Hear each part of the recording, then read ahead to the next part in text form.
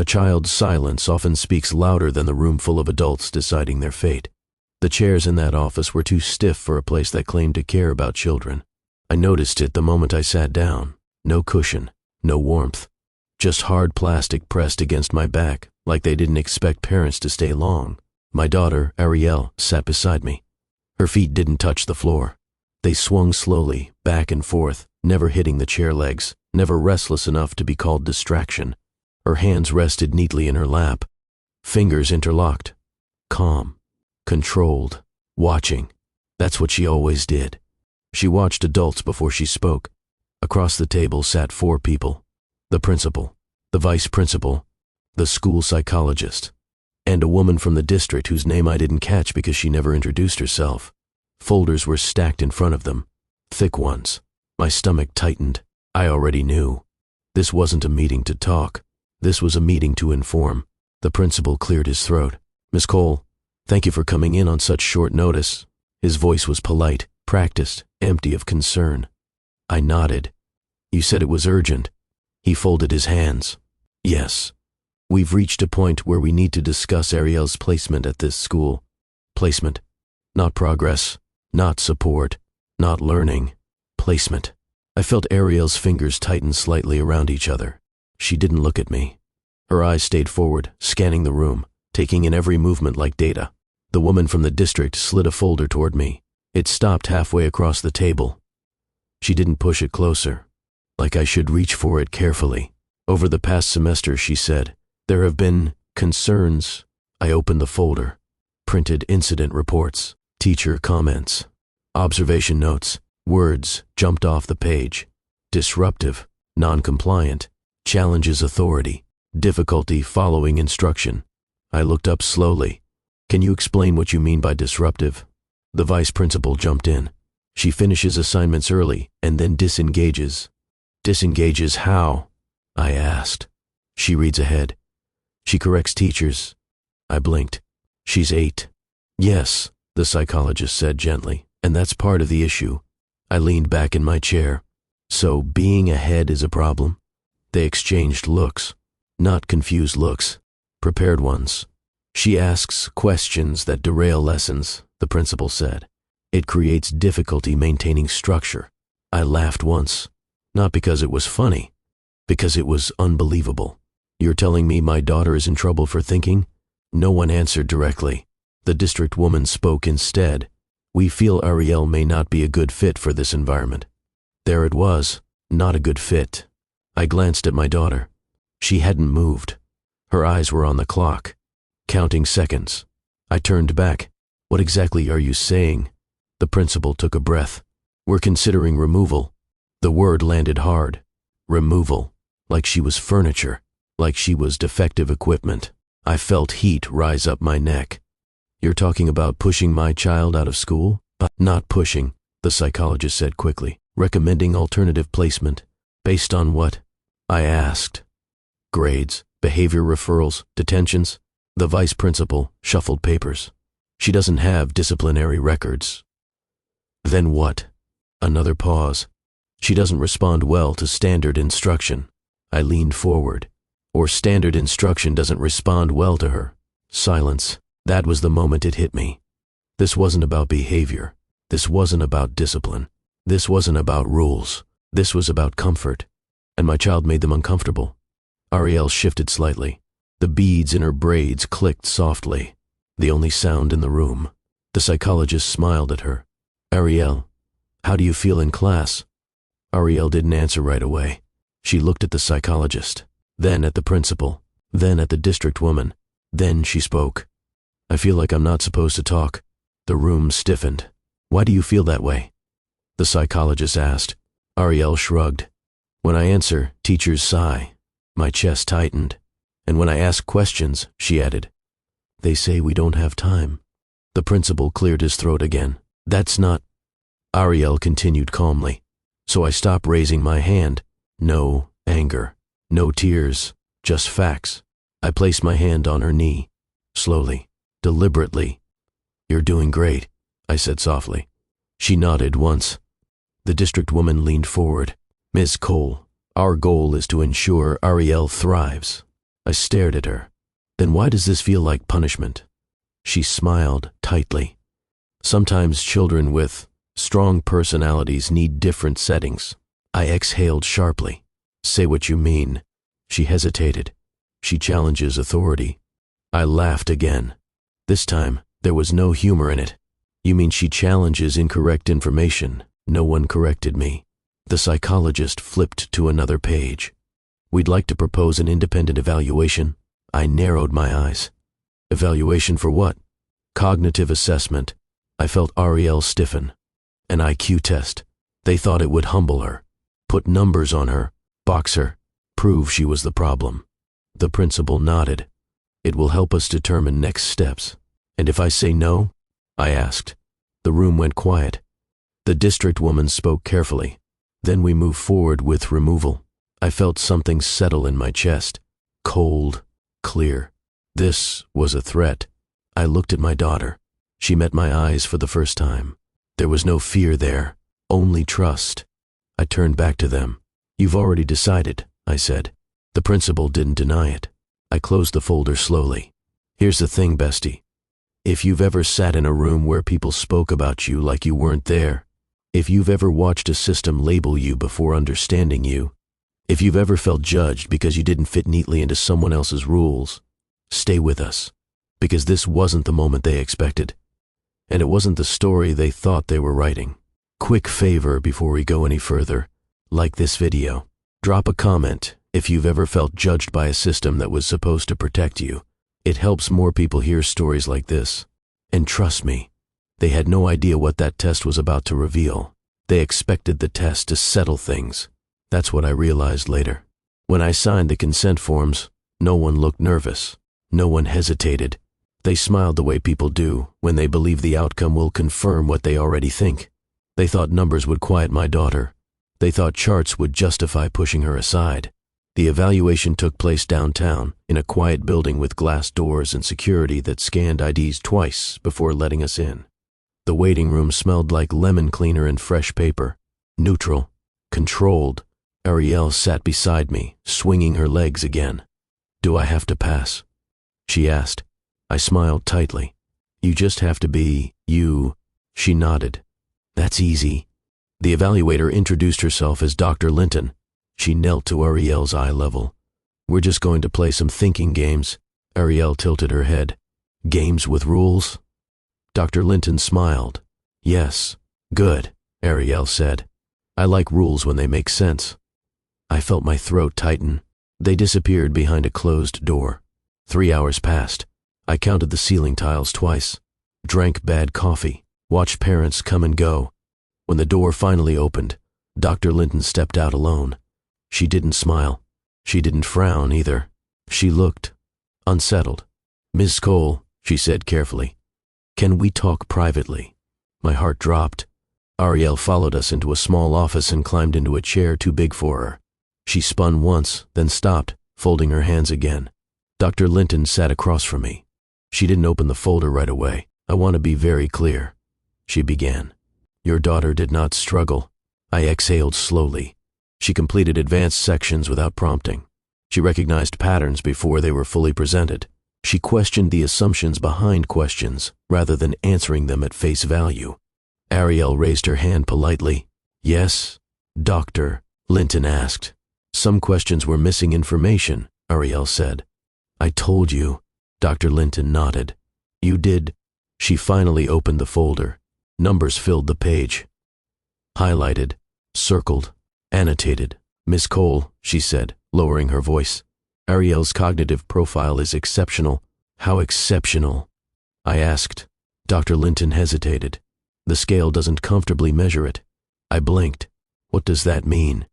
It means her reasoning ability operates beyond standard ranges for her age group. Ariel leaned forward. Is that bad? No, Dr. Linton said quickly. It's rare. I felt pride rise first. Then fear followed close behind. Is this why she's in trouble at school? I asked. Dr. Linton's jaw tightened. She isn't misbehaving, she said firmly. She's under-challenged. The words felt like relief and warning at the same time. We returned to the school a week later. Same office, Same chairs, different energy. The principal stood when we entered. The district woman smiled too quickly. "Ms. Cole, thank you for coming back." They spoke softer now, politer. The psychologist avoided my eyes. The principal slid a single-page summary across the table.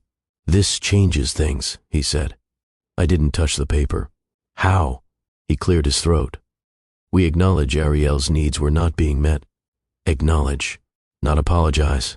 Dr. Linton spoke next. Her cognitive processing is layered. She doesn't just answer questions, she evaluates them. The district woman nodded. "We'll be recommending enrichment pathways." I watched their mouths move. This was the shift. The one that happens when power realizes it misjudged.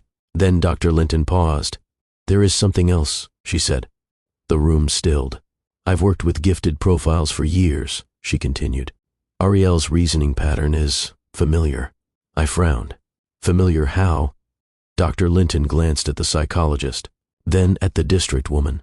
Her analytical style closely matches profiles funded through a private cognitive research foundation. The district woman straightened.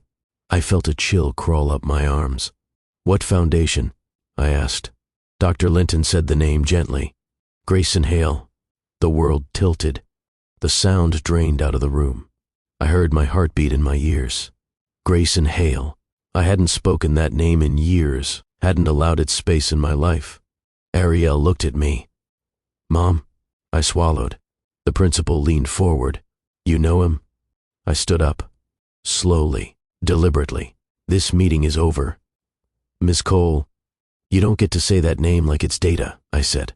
Dr. Linton looked genuinely apologetic. "The Foundation flags rare cognitive matches.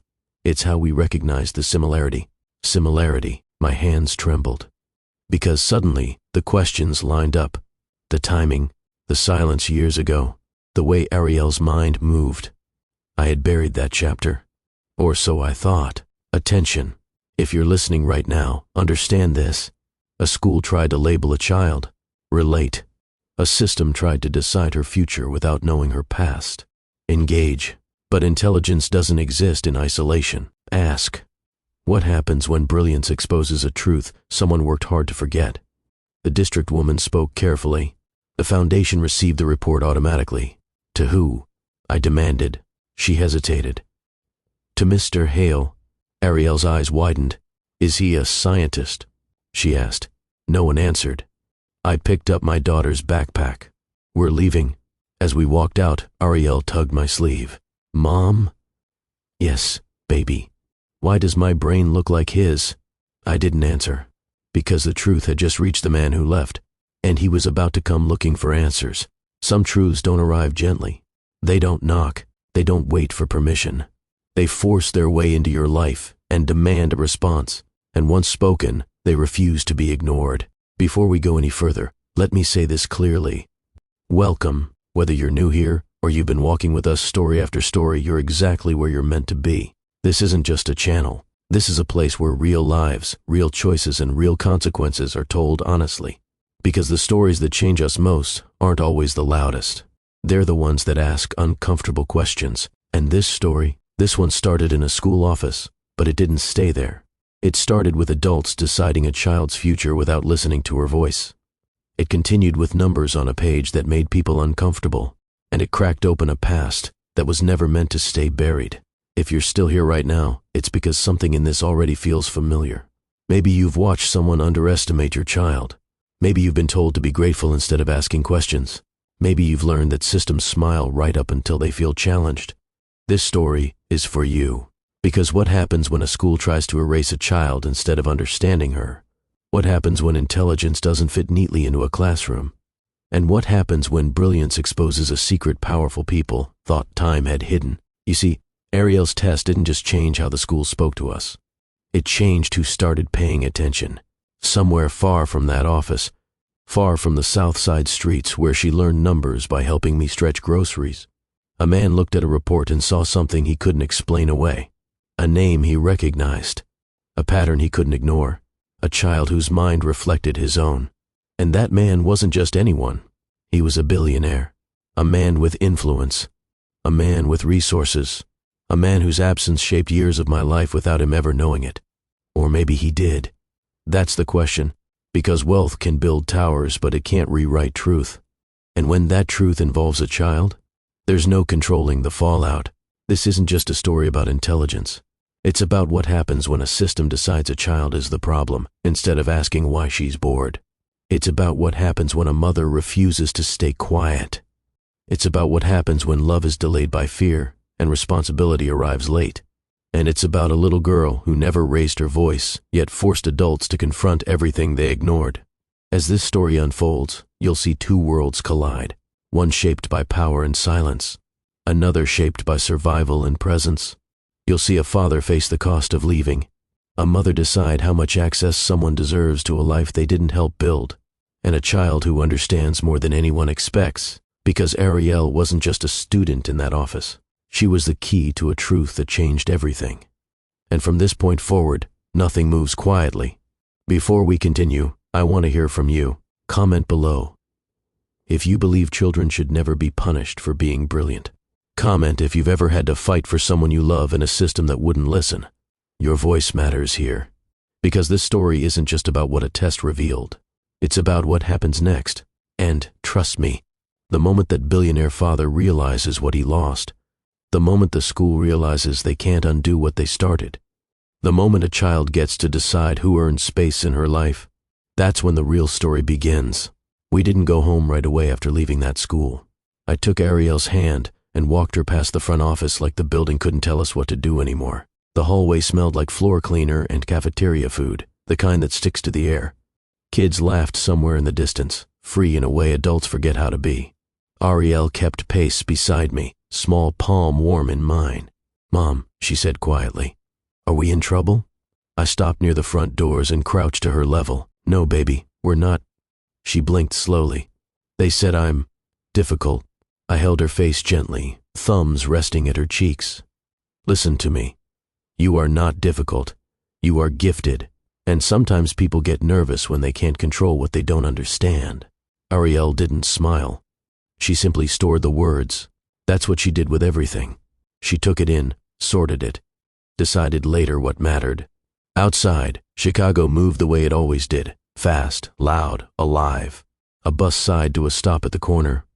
A man shouted into his phone. A woman pushed a stroller with one hand and a grocery bag with the other. A neighbor waved at me from across the street like it was just another Tuesday. Because for the South Side, it usually was. We got into my car, an old sedan that started on faith and persistence, and I sat there for a moment with both hands on the wheel. I could still hear the word. Removal. My chest tightened. Ariel reached into her backpack and pulled out a tiny notebook, the kind with lined pages and a bright cover. She flipped it open like she was returning to a familiar place. "What are you writing?" I asked. "I'm listing what they said," she replied. I frowned. "Why?" "Because when people lie," she said calmly, "they forget what they said before." I stared at her, 8 years old, and already thinking like someone who'd been forced to learn adults could be unfair. I nodded once. "Okay, but write what we say too." Ariel looked up. "What are we saying?" I took a deep breath. "We're saying we're not going to let anybody throw you away." She wrote it down. Then in small neat letters she added, "Mom said I won't be thrown away." My throat got tight. That's when I knew something, bestie. This wasn't just a school problem. This was about our whole life. The part they couldn't see in their office with their folders and their careful voices. The nights I worked until my feet burned. The mornings I still got up and braided Ariel's hair like the day deserved beauty. The community that fed us when money got tight. The aunties who raised me with sharp love and sharper truth. The way we learned early that education wasn't just for grades. Education was a door, and if you didn't fight to open it, someone would gladly lock it for you. I drove us home through streets that held my whole story. Past the corner store where Mr. Leon always kept an eye out for kids walking alone. Past the block where my childhood friend Tasha still sat on her porch with her baby on her hip, watching the street like she was hired security. Past the little park where I learned to run fast enough to avoid trouble, and smart enough to avoid people who wanted to drag you into it. Ariel pressed her forehead to the window. "This is the long way." "It is," I admitted. "Why?" "Because," I said, "I need to breathe before we get home." Ariel nodded like that made sense. It did. Because home wasn't just an apartment. Home was where reality lived. A 2-bedroom unit above a nail salon. Paint peeling near the corners. Radiator that clanked in winter like it was arguing with itself. A couch I got secondhand. A dining table that didn't match the chairs, but it was ours. And it was full of love, even when money wasn't full. The moment we stepped inside, my phone buzzed. A text from my first job supervisor. "Can you cover tonight?" Someone called out. I stared at it. Ariel took off her shoes and lined them up perfectly by the door. "You're going to say yes," she said. I looked at her. "How do you know?" "Because you always do when it's about money," she replied like she was reading a fact from a book. I didn't deny it. 2 jobs wasn't a choice. It was a requirement. I worked mornings at a medical billing office, cubicles, fluorescent screens, polite voices that stayed polite until stress hit. Then evenings at a restaurant near downtown, where tips could save a week or destroy it depending on the crowd. Weekends? Braiding hair in my kitchen. Aunties and girls and moms who came in with gossip, laughter, and stories that made the time move faster. It wasn't glamorous, but it was honest, and it kept Ariel safe. Ariel walked into the living room and looked at the stack of books on the coffee table. "Mom," she said, "can we do the library tomorrow?" "We'll see," I answered, already calculating time in my head. "Depends on work." Ariel didn't complain. She just moved to the table and pulled out her homework folder. I dropped my keys in the bowl by the door and called out, "Ariel, you hungry?" "Not yet," she replied. "I want to finish this first." That was her, always trying to get ahead of the world before the world could get ahead of her. A knock hit the door before I could even take off my jacket. I opened it and found Mrs. Baines from down the hall holding a container. "Baby, I made too much," she said, pushing it into my hands like she was delivering something precious. "Mac and cheese, greens, you know, the good kind." I smiled, grateful in a way that made my eyes sting. "Thank you. You didn't have to." She lifted her chin. "Don't start with that. We don't do that in this building. We share." Ariel peeked around my side. "Hi, Mrs. Baines." Mrs. Baines' face softened. "Hey, little professor." Ariel blinked. "I'm not a professor." Mrs. Baines laughed. "Not yet." Ariel stepped out a bit more. "My school said I'm a problem." Mrs. Baines' smile faded fast. "They said what?" I held up a hand. "Not right now, baby." Ariel looked up at me, then back at Mrs. Baines. "They want to remove me." Mrs. Baines' eyes sharpened. Of course they do." My stomach tightened. "You know about this kind of thing?" Mrs. Baines sighed like she'd been holding a whole history in her chest. "I raised 3 boys in this city. I know how it goes. When a child doesn't fit their comfort, they label them." Ariel tilted her head. "Is comfort more important than truth?" Mrs. Baines stared at her for a second like she'd just witnessed a miracle. Then she said, "Baby, in a lot of places, yes. That's why your mama has to fight." I glanced at Ariel. "We're handling it." Mrs. Baines nodded. "Good. And tell your mama, if she needs someone to sit in a meeting with her, I'll take a day off. I love a good argument when I'm on the right side." Ariel's mouth twitched slightly. Not a full smile, but close. When Mrs. Baines left, I set the food on the counter and exhaled. Ariel returned to her homework, flipping pages like she had a mission. I watched her for a moment, then asked, "Do you ever feel different from the other kids?" Ariel didn't look up. "Yes." "Does it bother you?" "No," she said. "It bothers them." I sat across from her. "Ariel," I said softly, "you know I didn't grow up with people making it easy for me either." She looked up then. "Because you're black?" I held her gaze. "Because I'm black. Because I'm a woman. Because I didn't have money. Because I spoke up." Ariel nodded as if she'd suspected that. "My mom," I continued, "she taught me education was survival."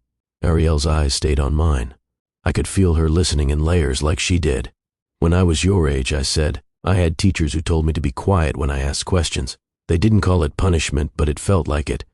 So my mother told me something." "What?" Ariel asked. I leaned in. She said, "Your mind is yours. Don't shrink it to make other people feel big." Ariel stared for a long moment. Then she said, "I won't shrink." I reached across the table and squeezed her hand. "That's my girl." Outside, a siren passed in the distance. Not close, but close enough to remind you where you were. This was the South Side, where people made life work no matter what, where aunties corrected you with love and precision, where neighbors watched your kids like they were all theirs, where resilience wasn't a motivational quote. It was breakfast. It was rent. It was showing up when you didn't feel like it, and I'd been raised in that. Not with ease. With grit. My own mother, Laverne Cole, worked hospital cleaning shifts at night. She'd come home smelling like disinfectant and exhaustion, then still sit at the table with me and my homework. If I got a question wrong, she didn't get angry. She got serious.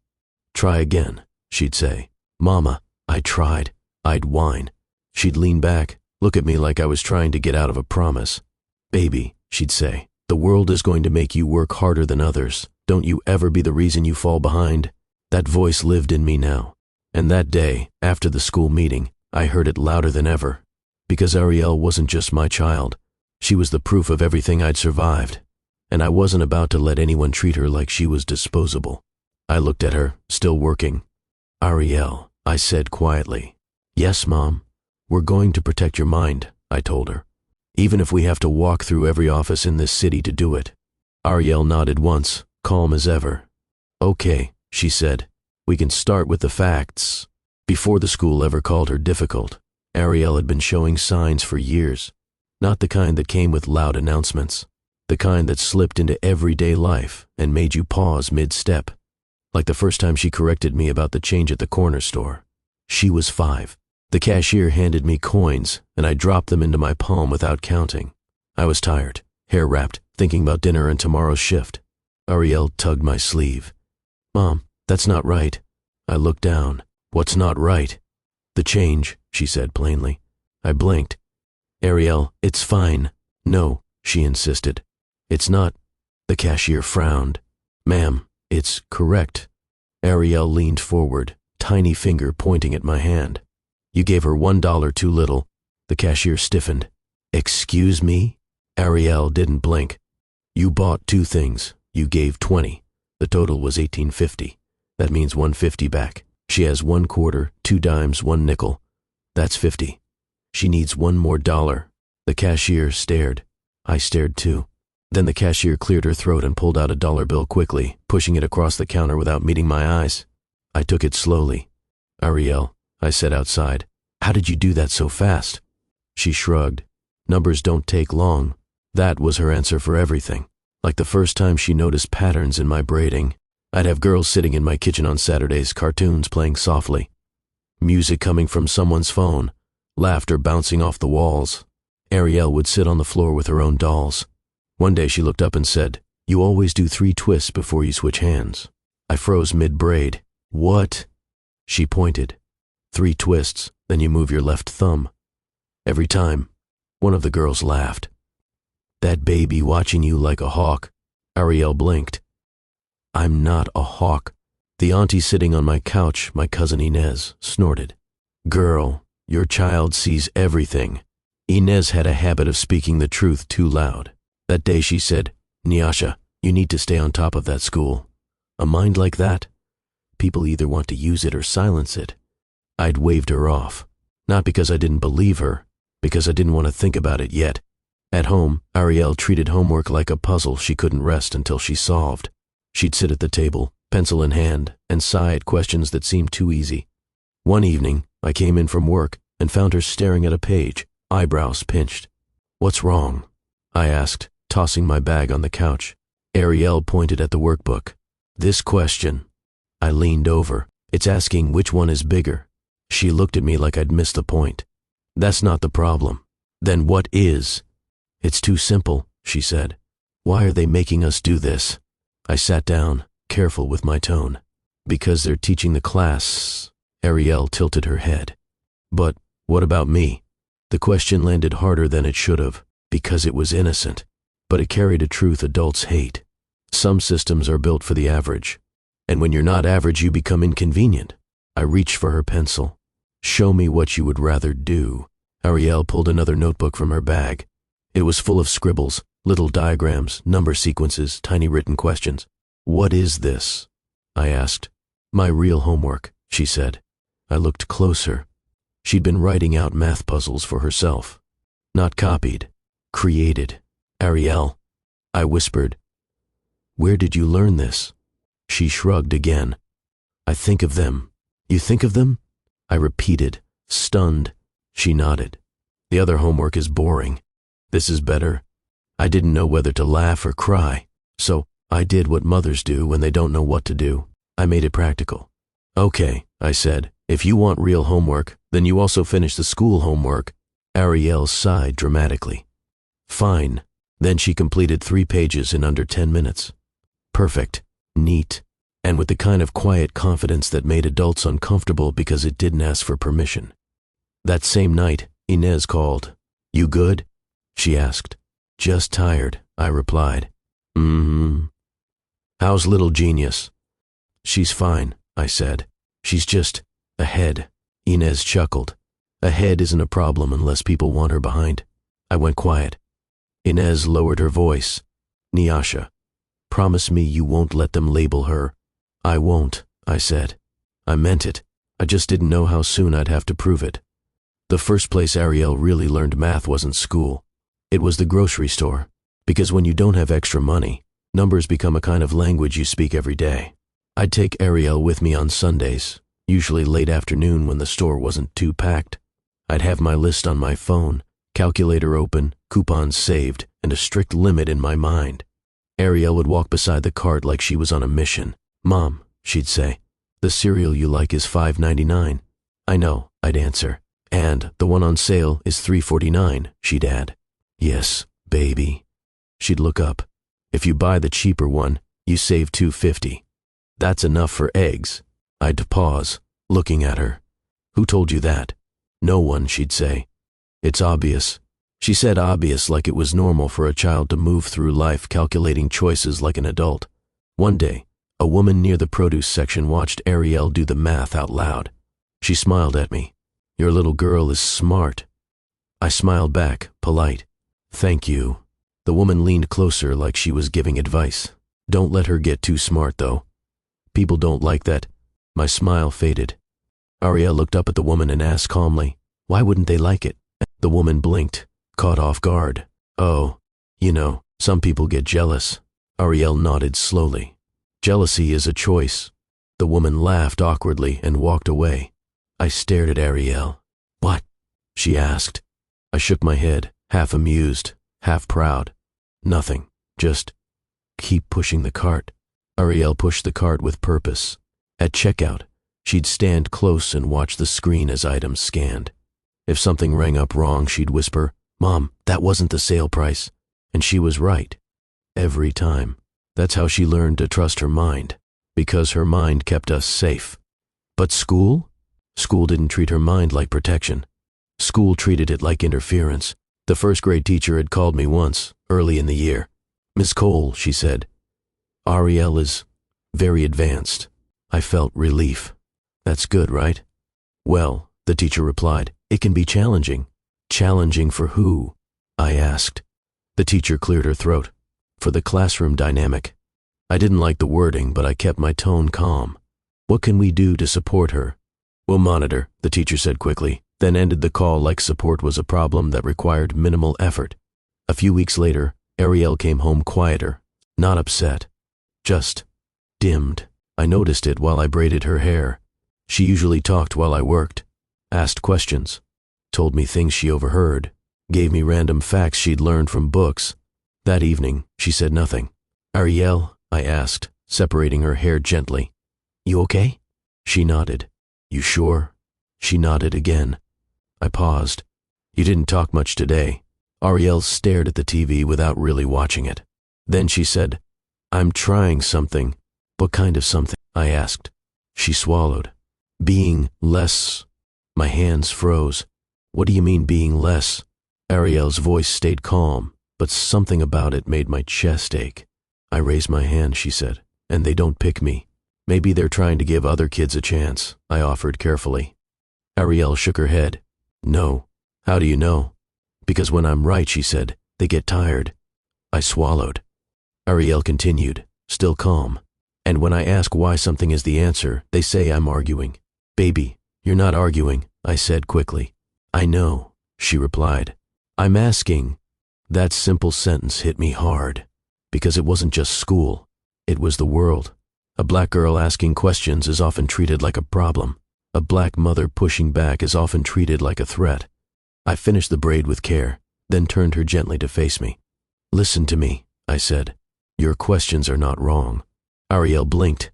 "Then why do they act like it is?" I exhaled slowly. "Because some adults think respect means silence." Ariel looked at me like she was considering that idea. Then she asked, "Is silence always respect?" "No," I said firmly. "Sometimes silence is just fear." Ariel nodded once. "And I don't want you to learn fear," I told her. She stared at me. I stopped raising my hand today. My stomach dropped. "Why?" I asked softly, even though I already knew. Ariel's eyes were steady. "Because I'm tired of being punished for knowing," she said. I pulled her into my arms. She didn't cry. She just held on. And that was the moment I promised myself, quietly, fiercely. No one was going to teach my daughter to shrink. Not a teacher, not a principal, not a district office, not anybody. Because if education was survival for me, for Ariel, education was destiny. And I was going to defend it.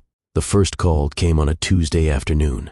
I was at my desk at the billing office, halfway through reconciling claims when my phone vibrated. The screen lit up with a number I didn't recognize. I ignored it. 2 minutes later, it rang again. Same number. I stepped into the hallway. "Hello? Miss Cole, this is Mrs. Darnell, Ariel's teacher." Her voice was controlled, too controlled. "Yes?" I replied. "I wanted to discuss a few concerns we're having in the classroom." "Concerns?" My shoulders tightened. "Okay," I said. "What kind of concerns?" "Well," she began, "Ariel is very bright." That word again. "But," she continued, "she tends to interrupt instruction." I leaned against the wall. "How?" "She corrects information mid-lesson," Mrs. Darnell said. "It disrupts the flow." "Is the information incorrect?" I asked. A pause. "Sometimes," she admitted. "But the lesson plan—" "So she's right," I said. "She shouldn't correct adults publicly," Mrs. Darnell replied. "It sets a tone." I closed my eyes briefly. "What tone is that?" "That authority can be questioned." I exhaled slowly. "She's asking questions," I said. "That's how learning works." Mrs. Darnell lowered her voice. "There's a difference between curiosity and challenge." I ended the call politely, but the unease stayed with me all day. That night, while Ariel worked on homework, I asked gently, "How's class been?" She didn't look up. "It's okay." That wasn't her usual answer. What does okay mean? She erased a number carefully before answering. "It means I don't talk much." "Why?" She paused. "Because when I talk, people get quiet." "Quiet like listening?" I asked. She shook her head. "Quiet like annoyed." The next week, the notes started coming home. Not phone calls. Notes. Short, neutral, smiling on the surface. Ariel struggles to stay engaged during instruction. Ariel finishes work early and distracts herself. Ariel challenges classroom structure. No mention of incorrect answers. No mention of missing assignments. Just language that framed her mind as the issue. One afternoon, Ariel came home with her paper folded smaller than usual. I unfolded it at the kitchen table. Red pen circled an answer. Wrong. But the answer wasn't wrong. The question asked, "Which is the best solution?" Ariel had written a different one than the teacher expected. I asked her about it. I explained my reasoning, she said. And she said I should follow instructions. What instructions? To pick the answer from the choices.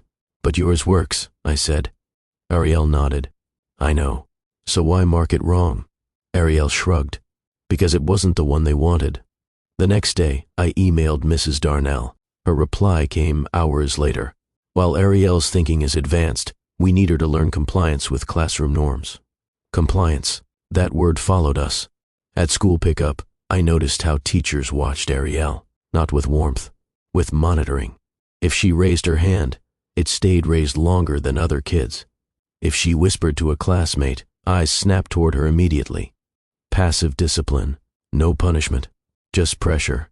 Ariel started sitting straighter, speaking less, writing more in her private notebook. One evening, while I cooked, She stood in the doorway. "Mom," she said, "is it wrong to know things early?" I turned off the stove. "No," I said firmly. "Then why do they sigh when I answer?" "Because adults don't like feeling corrected by children," I wanted to say. "Because authority gets fragile when intelligence doesn't ask permission." But I didn't put that weight on her yet. I said, "Some people don't know how to teach minds that move differently." She considered that. "Is that my fault?" "No," I said. "That's theirs." Still, the tension grew. And with tension came labels, not spoken out loud. Written, logged, stored. The first time I saw the file, I didn't recognize my daughter in it. It was during a scheduled conference, weeks before the meeting that would later change everything. The vice principal opened a folder and turned it toward me. "Just so you're aware," she said, "we've been documenting patterns." Patterns? I scanned the page. Ariel exhibits difficulty adhering to classroom expectations, demonstrates oppositional tendencies when redirected, requires frequent reminders to remain within lesson scope. I looked up. "Oppositional?" "She pushes back," the vice principal replied smoothly. "Verbally. She asks why," I said. "That can come across as defiance," she countered. I leaned back in my chair. "Do you document when she's correct?" The vice principal hesitated. "We document behaviors, not accuracy. We're focused on structure." I nodded slowly. "So when my daughter questions incorrect information, the system records her tone, not the mistake." The vice principal offered a tight smile. "We're looking at the whole child." "No," I said calmly. "You're looking at her compliance." The language in that file wasn't loud. It was worse. It was sanitized. Neutral words that carried assumptions. Non-compliant, disruptive, challenging authority. None of them mentioned curiosity. None mentioned intelligence. None mentioned boredom. That's how narratives are built. Quietly. Policy became the weapon. Not overt punishment, but coded concern. At home, Ariel noticed the shift before I told her. "They write about me," she said one evening. "What do you mean?" I asked. "They take notes when I talk." I swallowed. "What kind of notes?" She shrugged. "Not about what I say. Just that I say it." I went to the next school meeting ready. I brought examples of her work, corrected mistakes, advanced reasoning. Mrs. Darnell barely glanced at them. "We understand Ariel is capable," she said, "but she struggles socially." "How?" I asked. "She doesn't always wait her turn. She raises her hand," I said. "Yes, but when she speaks, it redirects focus. To learning?" I asked. The principal interjected. "Miss Cole, this isn't about intelligence. It's about harmony." "Harmony for who?" I asked. No one answered. I leaned forward. "Let me be clear," I said. "My daughter will not be punished for knowing more than the worksheet." The psychologist cleared her throat. "We're just trying to support her." "By labeling her?" I asked. The room went quiet. That was the first time I realized something important. They weren't afraid of Arielle. They were afraid of me. A black mother who read every line, who asked direct questions, who didn't accept soft language as truth. I left that meeting knowing the story was already being written, and I was going to have to rewrite it. The call came 3 days later. "Miss Cole," the principal said, "we need to discuss next steps." I knew what that meant. We met in the same office as before. Different day. Same tension. The district representative was there this time. That alone told me enough. "We believe an independent evaluation would be beneficial," the psychologist said. I didn't respond right away. "For whom?" I asked. "For Ariel," the principal replied. "It will help us determine appropriate placement." There it was again. Placement. "You expect me to agree," I said. "We strongly recommend it," the district woman replied. "And if I don't?" A pause. The principal spoke carefully. "Then we may need to consider alternative options." I felt it immediately. The trap. Numbers to justify removal. Data to shield decisions already made. They weren't asking. They were positioning. I looked at Arielle. She sat beside me, calm, observing. "What happens if I take the test?" she asked. The psychologist smiled. "It helps us understand how you think." Arielle nodded. "You already know how I think." Silence. I folded my hands. "I'll agree," I said slowly, "on one condition." They leaned in. That this evaluation is used to support her, I continued, not to erase her. The district woman nodded. Of course, I didn't believe her, but I agreed anyway, because sometimes you step into the trap, not because you're naive, but because you trust the truth to break it open. Before we left, I turned back to them. If this test proves what I already know, I said, you don't get to pretend you didn't see her. No one replied. We walked out together. Ariel slipped her hand into mine. Mom, she said quietly, what would you do if they were wrong? I squeezed her hand. Then we make them listen. And now, bestie, let me ask you, if you were a parent, if a school labeled your child instead of teaching them, if compliance mattered more than truth, what would you do? The letter arrived in a thin white envelope. No school logo, no friendly greeting, just an address downtown and a scheduled date typed neatly at the bottom. I read it twice, then I folded it and placed it on the counter like it might move if I didn't keep my eye on it. Ariel noticed immediately. Is that about the test? She asked. Yes, I said. When? Friday. She nodded. Okay, that was all. No nerves, no fear, just acceptance. Friday morning came faster than I expected. I took the day off from my morning job, something I rarely did without guilt. Ariel wore her favorite sweater, the soft gray one with tiny stars stitched along the sleeves. She brushed her teeth carefully, humming under her breath. You ready? I asked. She looked up at me through the mirror. Ready for? I smiled faintly. For a long day.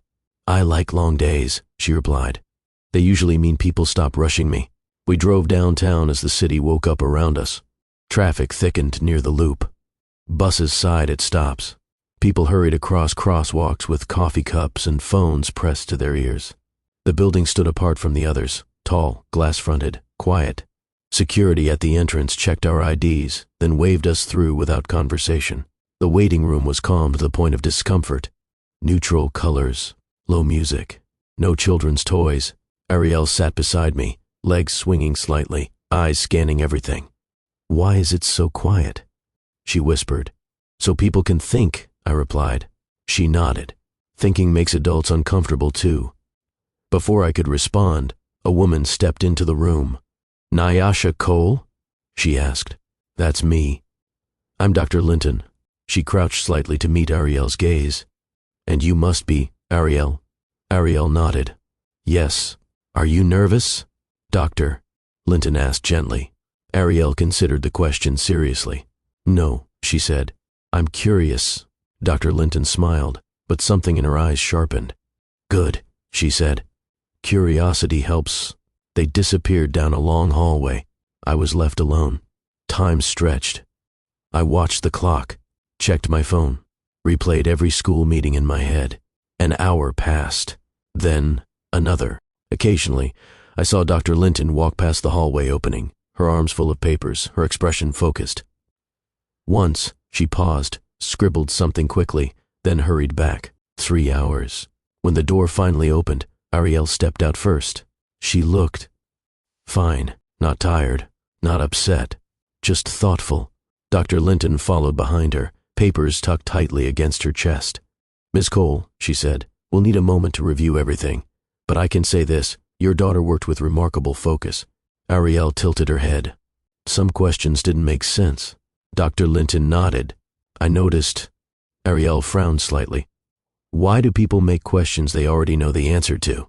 Dr. Linton paused. That's a very good question, she said carefully. We scheduled a follow-up meeting for the next week. On the drive home, Ariel stared out the window. Did I do it right? She asked. There isn't a right, I said. She thought about that.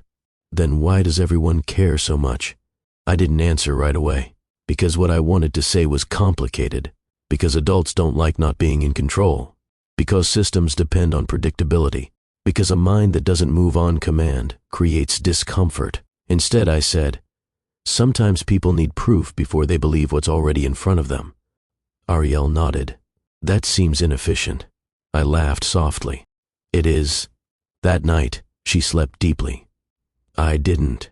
The follow-up meeting was scheduled for a Tuesday morning. The school requested to attend. That alone told me everything. Dr. Linton greeted us in a small conference room this time. A large table, chairs neatly arranged, a folder placed precisely at each seat. The principal arrived with the psychologist. The district representative followed close behind. Everyone smiled. Too much. Dr. Linton didn't smile. She waited until everyone was seated before she spoke. "I want to begin by clarifying something," she said. Ariel did not struggle during this evaluation. The principal nodded quickly. "We assumed as much." "No," Dr. Linton corrected gently. "You didn't." Silence settled over the table. Dr. Linton opened her folder. "Ariel's cognitive profile is exceptional." I felt my chest tighten. She continued, choosing her words carefully. "She demonstrates advanced reasoning, rapid pattern recognition, and layered problem-solving abilities. She doesn't just arrive at answers. She evaluates the structure of the question itself." The psychologist adjusted her glasses. "What does that mean in practical terms?" "It means," Dr. Linton replied, "that traditional instruction will often feel slow or incomplete to her." The district representative leaned forward. "Is this a learning difference?" "It's a learning divergence," Dr. Linton said, "and a rare one." The word hung in the air. Rare. I glanced at Ariel. She sat quietly, listening, absorbing everything. "Her results," Dr. Linton continued, "extend beyond typical measurement ranges. In several areas, standardized metrics could not fully capture her reasoning depth." The principal cleared his throat. "So she's gifted?" Dr. Linton met his eyes. "She's beyond what most classrooms are designed to accommodate." I felt pride surge through me. Then fear followed close behind. Because brilliance without protection can be dangerous. "What does this mean for her placement?" the district woman asked. Dr. Linton's tone hardened slightly. "It means your current approach is inadequate." The room stiffened. "She isn't disruptive," Dr. Linton continued. "She is understimulated." The psychologist flipped through her notes. Her behavior was flagged as oppositional. Dr. Linton shook her head. "Questioning incorrect information is not opposition, it's cognition." I let out a breath I didn't realize I'd been holding. "This evaluation confirms what her mother has been saying," Dr. Linton added. I straightened. For the first time, someone with institutional authority said it plainly. "She requires enrichment, challenge, and respect," Dr. Linton said, "not discipline." The principal shifted uncomfortably. The district representative forced a smile. "We'll review our options." Dr. Linton wasn't finished. "There is one more matter," she said. Every head turned. She paused, then spoke deliberately. "Ariel's cognitive profile aligns closely with a small data set funded through a private research foundation." My stomach dropped. The district representative stiffened. "What foundation?" the principal asked. Dr. Linton looked directly at me before answering. "Grayson Hale." The room went silent. I felt the floor tilt beneath me. The name hit like something long buried suddenly brought into light. I hadn't spoken it. I hadn't thought it aloud. Yet there it was. Ariel looked at me. "Mom?" I swallowed hard. The psychologist spoke cautiously. "The foundation flags rare cognitive similarities for research purposes." "Why?" I asked, my voice steady despite everything inside me tightening. Dr. Linton answered carefully. "Because certain cognitive patterns tend to appear within families." The implications settled heavily. The district representative spoke next. "The report was automatically forwarded." "To who?" I asked. She hesitated. "To Mr. Hale." I stood slowly. The room seemed too small, too quiet. "You sent my child's information to a man I didn't authorize," I said. "It's standard protocol," she replied. "No," I said sharply. "It's not."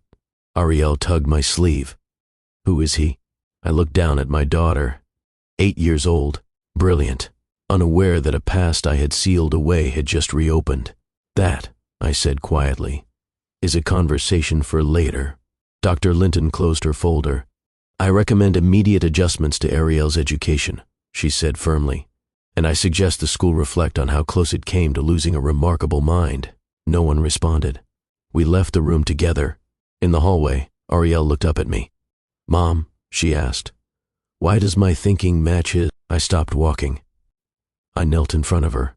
"Because," I said carefully, "sometimes parts of us come from places we didn't expect." She considered that. "Is that bad?" "No," I said. "It's complicated." She nodded. I like complicated. I hugged her tightly. Behind us, systems scrambled, and somewhere far away, a man who had once walked away from my life had just been handed the truth. Back then, I didn't have time for romance. I had time for rent, time for bus schedules, time for double shifts, time for making sure my life didn't fall apart. But the nonprofit tech lab was different. It wasn't one of those places that treated our neighborhood like a sad story to study. It was practical, a community space with laptops, coding workshops, resume help, and a little corner where kids could learn basic programming while their parents filled out job applications. I worked there nights, not because it paid well, because it didn't, but because it was one of the few places that made me feel like my effort mattered to something bigger than survival. The lab was on the edge of downtown, not far from the transit line, tucked between a small cafe and a printing shop. The sign was simple.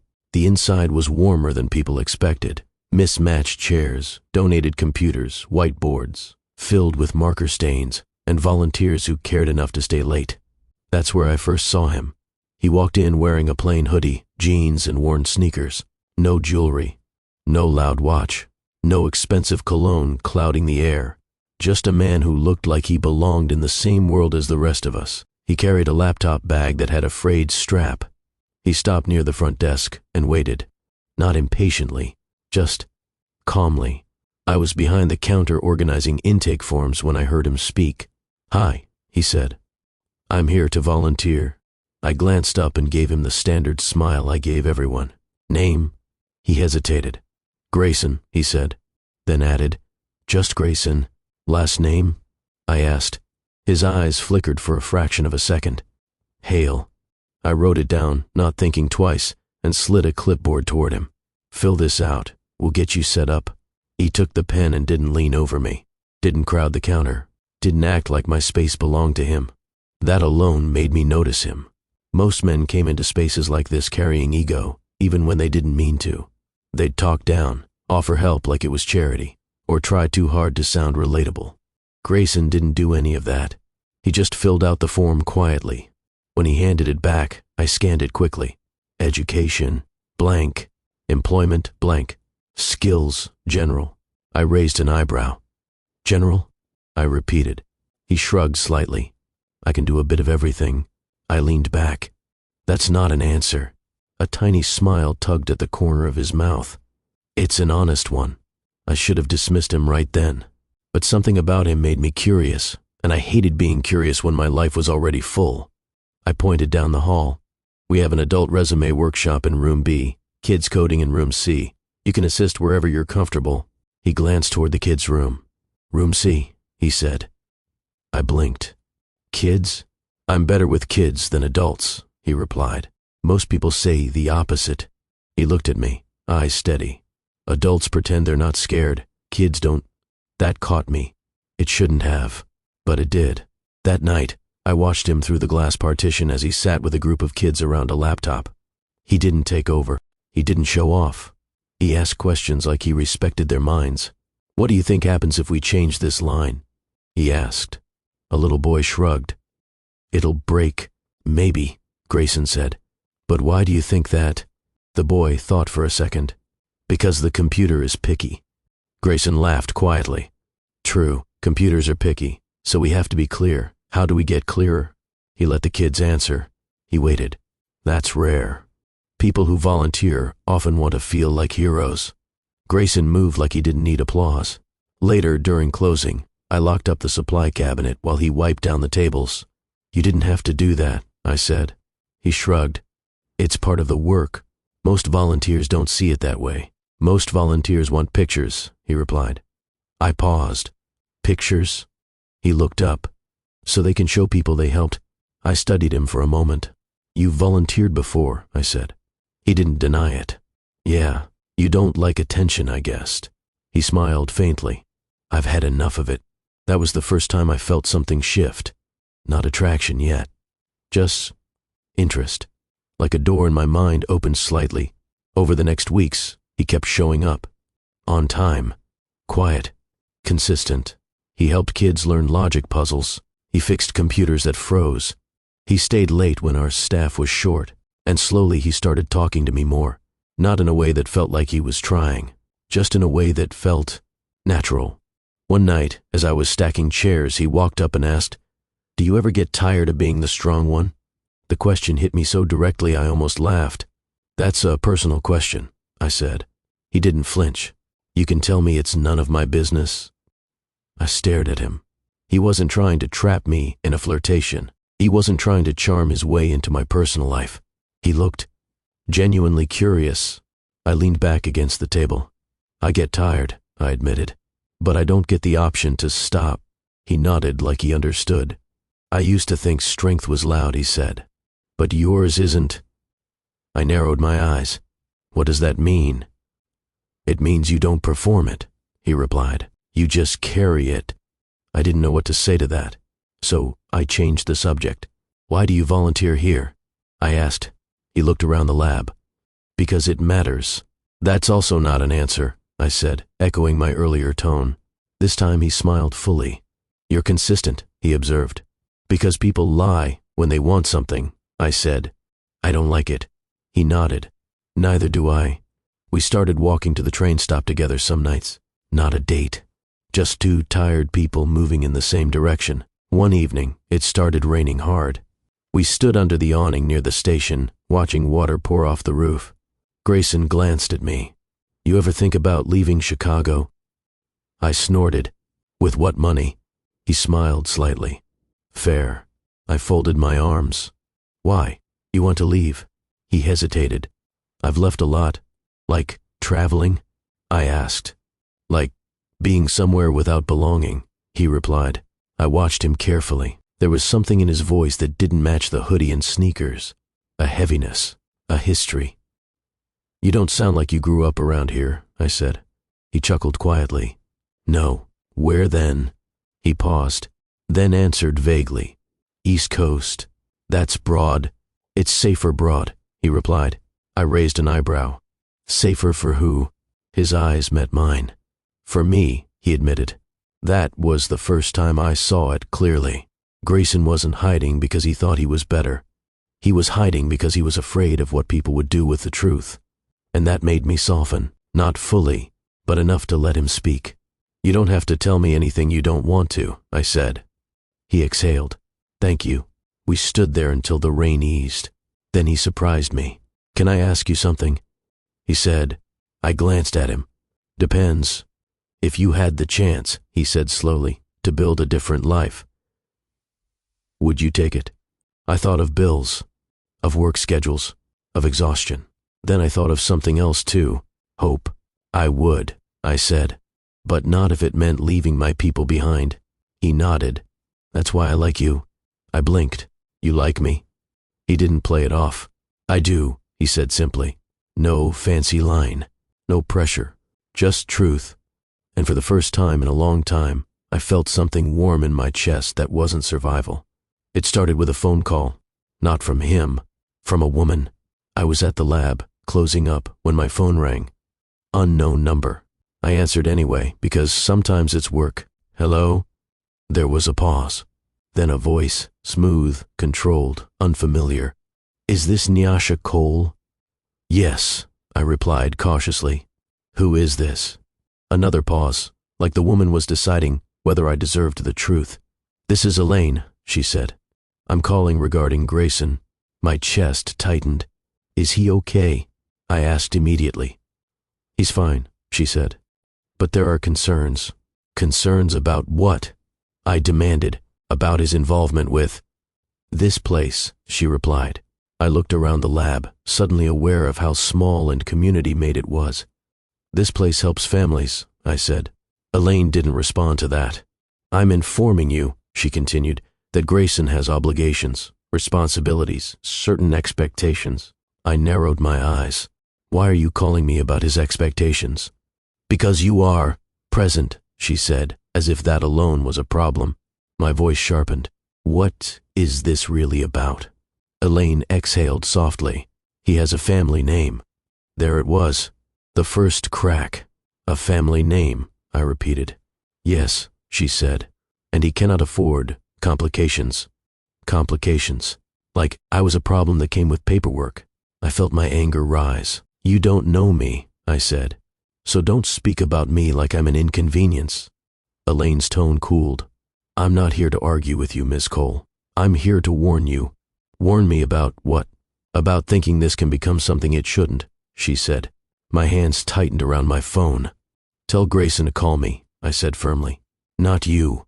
Elaine ended the call without another word.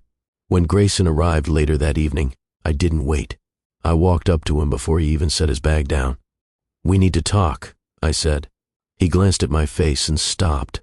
What happened? I got a call, I said. From a woman named Elaine. His entire body shifted, like his spine stiffened. His eyes hardened briefly, then softened with something that looked like regret. I'm sorry, he said quietly. I crossed my arms. Sorry for what? For them reaching you, he replied. Them? I repeated. He looked away. Grayson, I said sharply. Who are you? He swallowed. Then he did something unexpected. He didn't lie. He said, my family has money. I stared at him. How much money? I asked. He hesitated. A lot.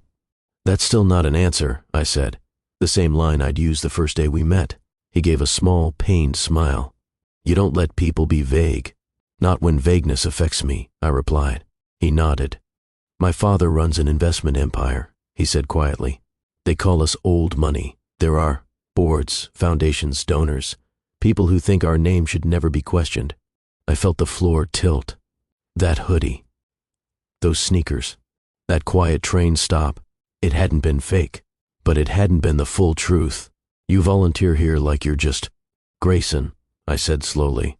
I am just Grayson, he insisted. But to them, I'm not. I stared at him for a long moment. You hid this, I said. He nodded.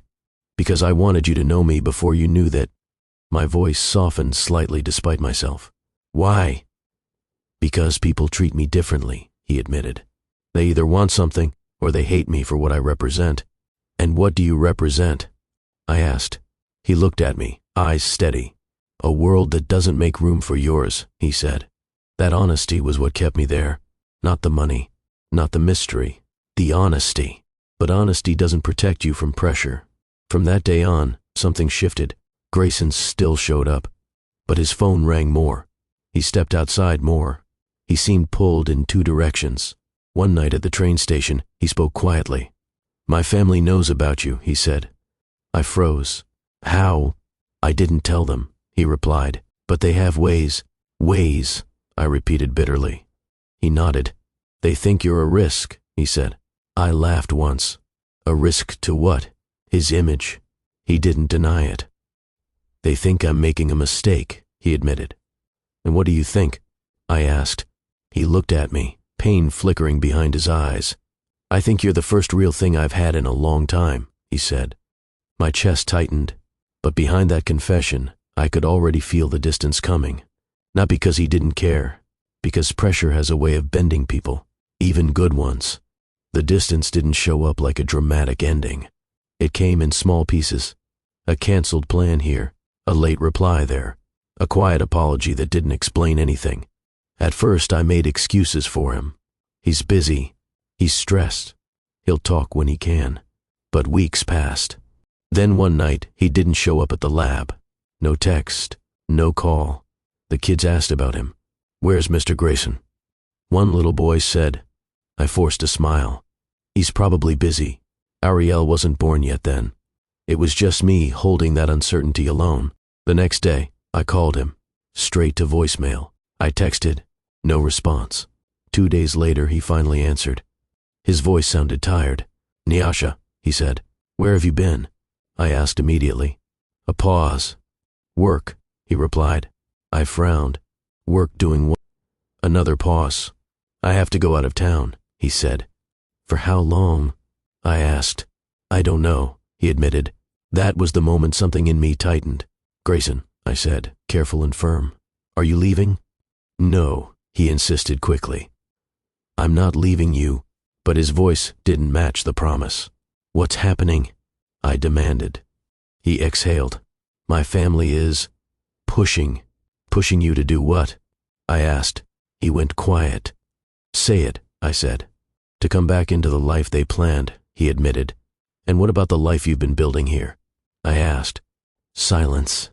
That silence said too much. I swallowed. Are you choosing them? I asked. His voice dropped. I don't have a choice. I felt my anger rise. Everybody has a choice. Not when your name is tied to money, he said, voice strained. Not when there are consequences bigger than me. I laughed bitterly. Bigger than you? What about me? Nyasha, what about the kids you've been mentoring? I pushed. What about the families who count on this lab? What about the person you told me was real? His voice cracked slightly. You are real? Then act like it, I said. He didn't respond. A few days later he was gone. No goodbye. No explanation that felt complete. Just absence. I kept texting. At first, every day. Then every other day. Then once a week. Are you okay? Please talk to me. I need to understand. No response. I tried his email. Nothing. I went to the lab administrators, asked if they'd heard from him. They shook their heads. Then, a month later, I found out. Not in some dramatic moment. In the bathroom at work, staring at a test I bought from the pharmacy after my body started feeling unfamiliar. 2 lines. I sat on the edge of the tub, heart pounding. Pregnant. I tried to breathe. Tried to think. The first person I wanted to tell was him. So I called again. Straight to voicemail. I left a message. Grayson, it's me. Please call me back. It's important. No call. I texted again. I'm pregnant. Nothing. Days passed. Then weeks. I told myself maybe he hadn't gotten them. Maybe someone blocked him from receiving. Maybe. But hope can turn into humiliation if you hold it too long. One night, my cousin Inez came over and found me sitting at the table with my phone in my hand. You still waiting? She asked. I didn't answer. Inez leaned on the counter, arms folded. Nyasha, she said softly, you can't beg a grown man to show up. I'm not begging, I whispered. Inez raised an eyebrow.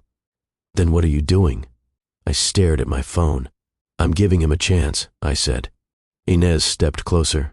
How many chances do you plan to give? My eyes burned. I thought he was different, I admitted. Inez sighed. Maybe he was. But different doesn't always mean brave. I wiped my face quickly, angry at myself for letting tears come. I'm having this baby, I said firmly. Inez nodded. I know. And I'm doing it without him, I added. Inez's eyes softened. I know that too. The next day, I stopped calling.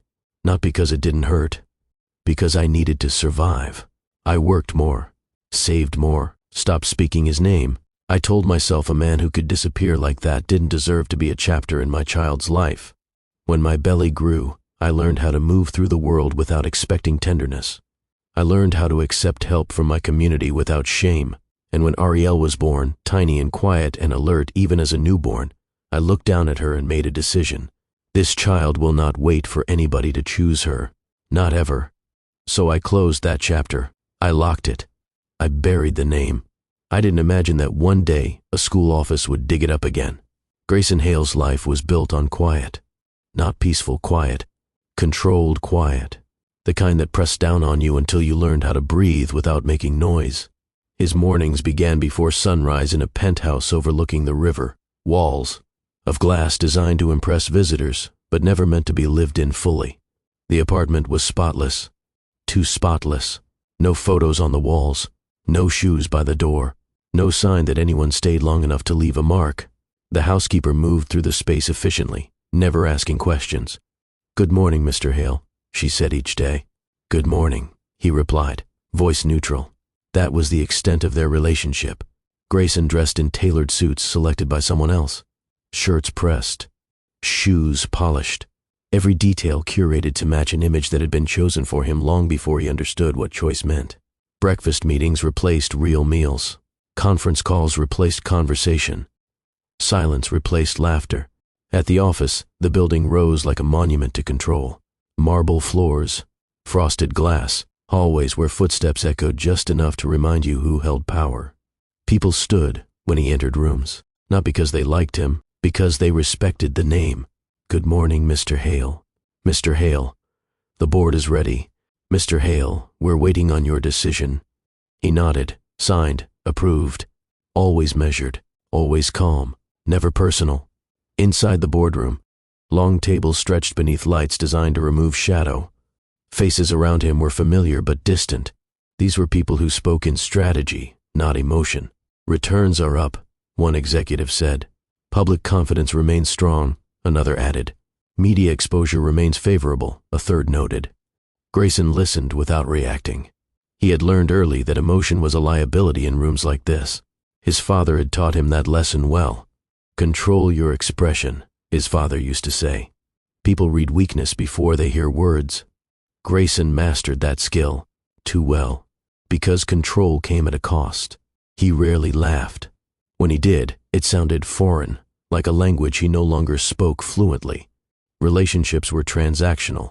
Friendships were strategic. Romance was discouraged. Attachment complicates leadership, his mother once told him over dinner, her tone calm but final. You don't need distraction. Distraction. That was what they called anything that made him feel human. By the time Grayson reached his 40s, he had everything the world told him mattered. Money, influence, access, but no one ever asked if he was happy, because happiness wasn't part of the agreement. He moved through days like a well-trained machine. Wake, work, meet, approve, return home, repeat. At night, when the city lights reflected off his windows, he sometimes stood still, staring out, feeling the weight of a life that looked impressive but felt empty. He thought of the tech lab sometimes, of kids laughing around a table, of hands smudged with marker ink, of a woman who asked direct questions and didn't care who he was supposed to be. Nyasha. The name crossed his mind more often than he admitted, but he had learned to bury things. That's what the Hale family did best. When he left Chicago years ago, it wasn't because he stopped caring. It was because the pressure became unbearable. Board members demanding his presence, family insisting on appearances, advisors warning him about optics. He told himself leaving was temporary. That he would explain later, that he would fix it. But temporary turned into silence, and silence turned into distance, and distance turned into absence. He justified it with logic. She's strong. She'll be fine. This is for the greater good of a system that never asked him what he wanted. Over time, the guilt dulled, not because it disappeared, because it had nowhere to go, until the day it came back. The email arrived during a board meeting. Grayson's phone buzzed once on the table. He ignored it. Then it buzzed again, and again, 3 vibrations in under a minute. He glanced down. Subject line, cognitive similarity flag, priority review. The sender was familiar, the Hale Cognitive Research Foundation. He excused himself quietly, standing without explanation. Inside his office, he closed the door and opened the message. The report was concise, clinical, detached, until he reached the attachment. A photo, a child, brown skin, sharp eyes, braids pulled back neatly. Something in his chest tightened immediately. He leaned closer to the screen.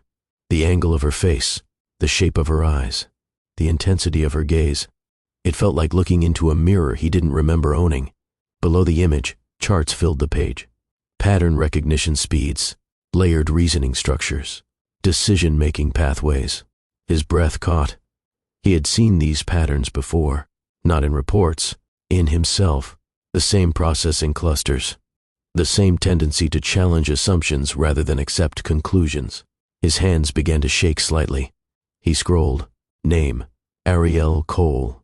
Age, Otende. Mother, Nyasha Cole. The room went still. Too still. The timeline hit him all at once. Chicago. The lab. Nyasha. The year he left. 8 years. He sank into his chair slowly. No, he whispered. He read the report again. And again. Each line confirmed what his mind already knew but refused to accept. This wasn't coincidence. This wasn't random. This was his child. He pressed his hand to his mouth, staring at the screen. Memories flooded back. Nyasha standing at the counter, arms crossed, asking real questions. Her laugh when he tried to be vague. The rain at the train station. Her voice when she said she wouldn't leave her people behind. The silence after he left. The messages he never answered. The call he avoided returning. His phone buzzed again. This time, it was his mother. He ignored it. Then his assistant knocked softly on the door. "Mr. Hale, the board. Cancel the rest of my day," he said sharply. The assistant froze. "Sir, cancel everything," he repeated. When the door closed again, Grayson buried his face in his hands. For the first time in years, control slipped. Not loudly, internally. A realization cracked open everything he had built to protect himself. He hadn't just walked away from Nyasha. He had walked away from his child. Fear surged through him. Fear of what he missed. Fear of what damage his absence caused. Fear of whether he had any right to step into her life now. He stood abruptly and paced the room. The Foundation had sent the report automatically. That meant Nyasha hadn't chosen this. The system had exposed her truth without consent. And it had exposed his failure. He stopped pacing and stared at the photo again. Ariel's expression wasn't soft. It was observant, calculating, like she was already studying the world, like she was already learning who deserved her trust. "God," he muttered, voice thick, "I failed you." He thought of his father, of the way the Hale name demanded loyalty over love, of how absence was framed as sacrifice. He had repeated the cycle, just with better suits. Grayson picked up his phone and scrolled through old contacts. Nyasha Cole. The number was still there. He hadn't deleted it. He never had. His thumb hovered over the call button. Then he stopped. Fear crept in. What if she hates me? What if she never wants to hear my voice again? What if I don't deserve access? He exhaled slowly. For once, he didn't think about strategy. He didn't think about optics. He thought about a little girl sitting quietly in a school office while adults discussed her future. And the thought broke something open in him. He pressed call. It rang. Once, twice, straight to voicemail. He swallowed hard. He left a message. "Nyasha, it's Grayson. His voice cracked. "I just saw the report. Please call me. I need to talk to you." He ended the call and leaned back against his desk. For the first time, wealth felt useless. Power felt hollow. And the silence he had mastered now turned against him, because no amount of control could undo time, and no amount of money could buy forgiveness. All he could do now was wait, and hope the woman he left behind would give him a chance to face what he had avoided. Grayson didn't arrive with cameras. He didn't bring an assistant. He didn't call ahead. He stood across the street from the restaurant where Nyasha worked her evening shifts and waited, hands in the pockets of a coat that didn't belong to the world he usually lived in. The sign above the door flickered once, then steadied. Inside, laughter rose and fell with the clatter of plates. Grayson checked his watch. He didn't step forward. He waited, because this time he wasn't entitled to interrupt her life. When Nyasha finally stepped out for her break, apron tied loosely around her waist, phone in hand, she didn't see him at first. She leaned against the brick wall and exhaled, shoulders dropping in a way Grayson recognized instantly. That was exhaustion. Not the kind money fixed. The kind that came from carrying everything alone. He cleared his throat softly. "Nyasha." She froze, not startled, frozen. Slowly, she turned. Her eyes landed on him and stayed there, unreadable. For a long moment, neither of them spoke. "You found me," she said finally. He nodded once. "I did." She looked him over from head to toe. No suit, no confidence mask, just a man standing too still, like he wasn't sure where to put himself. "You didn't call again," she said. "I didn't know if you wanted that," he replied. She let out a short breath. "You never knew what I wanted." "That's fair," he said quietly. She folded her arms. "Why are you here, Grayson?" He didn't step closer, didn't reach out, didn't say her name again. "I needed to see you," he said. "Not send messages, not hide behind calls. And?" she asked. "And I needed to say this where you could walk away if you wanted." Nyasha studied him. "You look different," she said. He gave a faint smile. "So do you." She didn't return it. "You don't get to comment on me like that," she said. He nodded. "You're right." Silence stretched. A bus passed behind him, wind tugging at his coat. "You shouldn't be here," she said, not unkindly. "I know," he replied. "But I came anyway." Her jaw tightened. "Why now?" He swallowed. "Because I saw her. Nyasha's eyes sharpened instantly. You don't say her name like that, she said, voice low. You don't get to say her like she's a discovery. I know, he said quickly. I know. She stepped away from the wall, closing the distance just enough to make her point.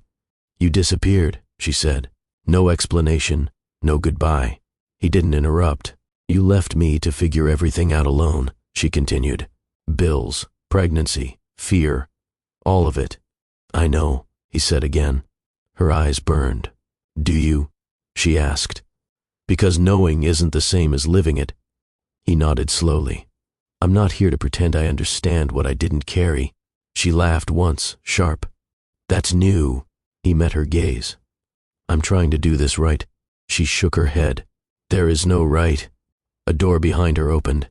A coworker leaned out. You good, Nyasha? The woman asked. Nyasha didn't turn. I'll be right back. The door closed again. She looked at Grayson. You can walk with me, she said. But don't think that means anything. I won't, he replied. They walked down the block together, side by side, not touching. Why didn't you come sooner? She asked. He stared straight ahead. Because I was afraid, she scoffed. Afraid of what? Of facing what I did, he said. Of realizing I didn't just leave a relationship. I left a life. She stopped walking. He stopped too. You didn't leave a life, she said quietly. You left people. He nodded, eyes wet. I know. They stood there, city noise filling the space between them. You don't get to show up and fix this, she said. You don't get to undo years. I'm not here to fix, he replied. I'm here to face it. She studied his face, searching for performance. She didn't find it. Come on, she said finally. I have 10 minutes. They sat on a bench near the corner, the city moving around them like nothing monumental was happening. Nyasha spoke first. You left, she said. And when I say left, I don't mean physically. Grayson kept his hands clasped. You left emotionally, she continued. You stopped answering. You stopped explaining. You let silence do your work for you. He nodded. I did. I sent messages, she said. I told you I needed you. I told you I was scared. Her voice tightened. I told you I was pregnant. Grayson closed his eyes. I know, he said. I heard it. Her head snapped toward him. You heard it? Yes, he said hoarsely. I heard it. And you still didn't come, she said. I panicked, he admitted. My family closed ranks. Advisors stepped in. They told me not to respond. She laughed bitterly. You let other people decide if your child deserved a father. He didn't argue. She leaned forward, elbows on her knees. I went to appointments alone, she said. I worked until my feet swelled. I planned for a future without you. He swallowed. When she was born, Nyasha continued, I looked at her and knew one thing. What? He asked softly. That she would never wait for someone to choose her. Tears slid down his face silently. I named her Ariel, Nyasha said, because it means strength and awareness. He nodded. It fits her. Nyasha turned to him sharply. You don't get to say that like you know her. I don't, he said. Not yet. She studied him. You don't know how many times I rehearsed conversations with you, she said. What I'd say if you showed up. How I'd keep my voice steady. He listened. You don't know how many times I decided not to tell her about you, Nyasha said. Because absence is easier to explain than disappointment. That's fair, he whispered. She leaned back against the bench. I didn't raise her bitter, she said. I raised her honest. He nodded. She's brilliant, Nyasha continued. Not because of you, not because of me, because she is. I see that, he said. And people already want to put her in boxes, Nyasha said. Already want to make her smaller. Grayson clenched his jaw. I won't let that happen. She turned to him fully. You don't get to promise things yet, she said. Listening comes first. He nodded. I'm listening. She looked at him for a long moment. Say it, she said. Say what? Say you understand what you did. He met her eyes. I left you to carry everything alone, he said. I chose silence over responsibility. I failed you. She didn't react. I failed her, he added. Nyasha exhaled slowly. Good, she said. Now don't explain it. He nodded again. They walked back toward the restaurant in silence. At the door, Nyasha stopped. "This is where we pause," she said. He nodded. "I expected that." She turned to face him fully. "I need you to understand something," she said. "I'm not angry in the way you might expect." He listened. "I'm protective," she continued, "of my peace, of my child, of the life I built without you." "I respect that," he said. "You don't get instant access," she said. "You don't get forgiveness on arrival." "I'm not asking for that," he replied. She studied his face again. "Why did you really come?" she asked. He didn't hesitate. "Because pretending didn't work anymore," he said. "Because she deserves the truth, and because you deserved accountability." Her eyes softened slightly, but her voice stayed firm. "Accountability means showing up when it's uncomfortable," she said. "I will," he replied. "It means accepting boundaries," she added. "I will. It means understanding that I may never trust you the way I once did," she said. He nodded. "I accept that." She searched his face for resistance. Found none. "Good," she said quietly, "because I'm not rebuilding what we had." He swallowed. "I understand. But," she continued, "I'm not closing the door either." Hope flickered briefly in his eyes. She noticed. "Don't mistake that," she warned. "This isn't reconciliation." "I know," he said. "It's evaluation," she added. A corner of his mouth lifted despite himself. "That feels appropriate." She almost smiled. "Almost. You can meet her," Nyasha said. "Once." His breath caught. "Thank you." "On her terms," Nyasha continued. "Not yours." "Of course." "And if she decides she doesn't want more?" Nyasha asked. He nodded without hesitation. "Then I accept that too." Nyasha studied him one last time. "This is not about your guilt," she said. "It's about her future." "I know," he replied. "And I'll follow your lead." She opened the door. "I have to go back to work," she said. "I'll wait," he replied. She paused. "Don't," she said. "Go home.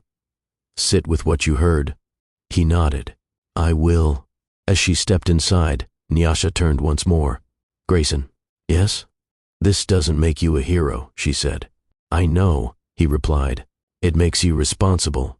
He nodded. And for the first time, responsibility didn't feel like a threat. It felt like a beginning. Nyasha didn't tell Arielle that night, not because she was afraid of the truth, because she respected it. Arielle had been through too much in 1 week: school pressure, adult meetings, the evaluation, the strange shift in how teachers spoke to her. Nyasha watched her move around the apartment with the same quiet focus she always carried, but the girl's eyes looked sharper than usual, like she was sorting something bigger than homework. After dinner, Arielle sat at the table with her notebook open. Nyasha washed dishes and listened to the pencil scratch against paper. "What are you writing?" Nyasha asked. "Questions," Arielle replied without looking up. Nyasha dried her hands and walked over. "Questions about—" Arielle finally lifted her eyes. "About the name." Nyasha's stomach tightened. "Grayson Hale?" Arielle asked. Nyasha sat down slowly. "Yes." Arielle nodded once, like she'd already decided what she wanted to know. "Is he real?" she asked. Nyasha's voice stayed calm. "Yes." Arielle's face didn't change. "Is he alive?" "Yes." Arielle glanced down at her notebook again. "So you know him?" Nyasha swallowed. "I do." Arielle's pencil hovered. "Then why did it feel like the adults were scared to say his name?" Nyasha exhaled slowly. "Because he has a lot of power," she said. "And people act strange around power." Arielle considered that. "Power like the principal?" Nyasha almost smiled. "More than that." Arielle's eyes narrowed slightly. "Like money?" "Yes," Nyasha said. "And influence?" Arielle set her pencil down neatly. "Is he my father?" she asked. The question came out simple. No shaking. No dramatic pause. Just a direct line to the truth. Nyasha stared at her daughter. In that moment, Nyasha realized something important. Arielle wasn't asking because she was emotional. She was asking because she was logical. She had already connected the dots. Nyasha nodded once. "Yes," she said. "He is." Arielle blinked. Then she leaned back in her chair, eyes lifting to the ceiling like she was doing math in her head. "How long have you known?" she asked. Nyasha kept her voice steady. Since before you were born. Ariel's gaze returned to Nyasha. Did you tell him? Nyasha's throat tightened, but she refused to let guilt take over this moment. I tried, she said. I called, I texted, I left messages. He didn't respond. Ariel didn't look angry. She looked curious. Why not? She asked. Nyasha shook her head slightly. I don't know for sure. I have guesses. But I don't know. Ariel nodded. Okay. Nyasha's eyes stung. That okay wasn't careless. It was Ariel accepting incomplete information without falling apart. Ariel picked her pencil back up. Is he a bad person? She asked. Nyasha paused. Honesty mattered more than emotion. I don't know who he is now, she said carefully, but I knew who he was then. Ariel wrote that down. What was he then? She asked. Nyasha's voice softened slightly. He listened, she said. He respected people. He cared. But he was also scared of his family. Ariel frowned. Families can be scary. Nyasha nodded. Sometimes. Ariel tapped her pencil lightly against the table. Did he love you? She asked. Nyasha felt her chest tighten again. We cared about each other, she said truthfully. But love without responsibility doesn't hold up. Ariel stared at her. Then she asked, Do you hate him? Nyasha's mouth opened, then closed. Finally she said, No. Ariel tilted her head. Why not? Because hate would take energy I need for you, Nyasha replied. And because I've learned that anger can be useful, but hate can trap you. Ariel nodded slowly. Did he want me? She asked. Nyasha reached across the table and placed her hand over Ariel's small fingers. You were wanted, she said firmly. By me, fully. Always. Ariel's fingers curled slightly under Nyasha's hand. But not by him, Ariel said, not as a complaint, just as a statement. Nyasha took a breath. He didn't get the chance to choose you the right way, Nyasha said. He chose poorly. That's on him. Ariel watched her mother's face like she was reading it for extra meaning. Then she asked the question Nyasha feared most. Is he coming here? Nyasha nodded. He asked to meet you. Ariel blinked once. Do I have to? She asked. Nyasha shook her head immediately. No, you don't have to do anything you don't want to do. Ariel looked down at her notebook. She wrote a new line. Then she looked up again. What did you say? She asked. I told him you would decide, Nyasha replied. Ariel's face stayed calm, but her voice softened slightly. Thank you, she said. Nyasha's throat tightened. You don't need to thank me for that, Nyasha said. Ariel nodded. I know, but I'm still thankful. She closed her notebook and slid it into her backpack neatly, like she had placed the question in the right folder inside her mind. Then she asked, If I meet him, can I ask him questions? Nyasha almost laughed. That's exactly what you're going to do, Nyasha said. Ariel leaned forward slightly. And he has to answer honestly. Nyasha nodded. Yes. Ariel sat back again. Okay, she said. I'll meet him once. Nyasha didn't speak right away. She let the words hang. Once, on her terms. Nyasha nodded slowly. All right. Ariel stood and walked to the living room. Before she turned the corner, she paused. Mom? Yes, baby? Ariel's voice stayed calm, but the question carried weight. Was I the reason he left? Nyasha stood so fast her chair scraped the floor. She crossed the room and knelt in front of her daughter, holding her shoulders gently. No. Nyasha said firmly, Listen to me. You were never the reason. You were a gift. Adults make choices. Those choices belong to them. Ariel's eyes searched her face. Then she nodded once. Okay, she said again. And that was it. No tears. No dramatic collapse. Just truth. And a child choosing how she wanted to face it. Nyasha chose a public place for the meeting. Not because she wanted an audience. Because she wanted safety. A small cafe near the lakefront, bright windows, quiet enough to talk but busy enough that no one could pull anything private. Grayson arrived early. Nyasha saw him through the window before she even opened the door. He sat at a corner table, hands folded, shoulders tense, not looking at his phone, not performing, just waiting. Ariel walked beside Nyasha, backpack on, chin slightly lifted. Remember, Nyasha said quietly, You can stop at any time. Ariel nodded. I know. They stepped inside. Grayson stood immediately. Not too fast, not too slow, like he didn't want to scare her. His eyes landed on Ariel, and something shifted in his face. His mouth parted slightly. His breath caught. He looked like a man who had rehearsed speeches but forgot every word when the moment arrived. Ariel studied him the way she studied new teachers. Not with fear, with analysis. Nyasha didn't offer introductions like this was normal. She simply said, Ariel, this is Grayson. Ariel nodded politely. Hello. Grayson swallowed. Hi. Ariel tilted her head.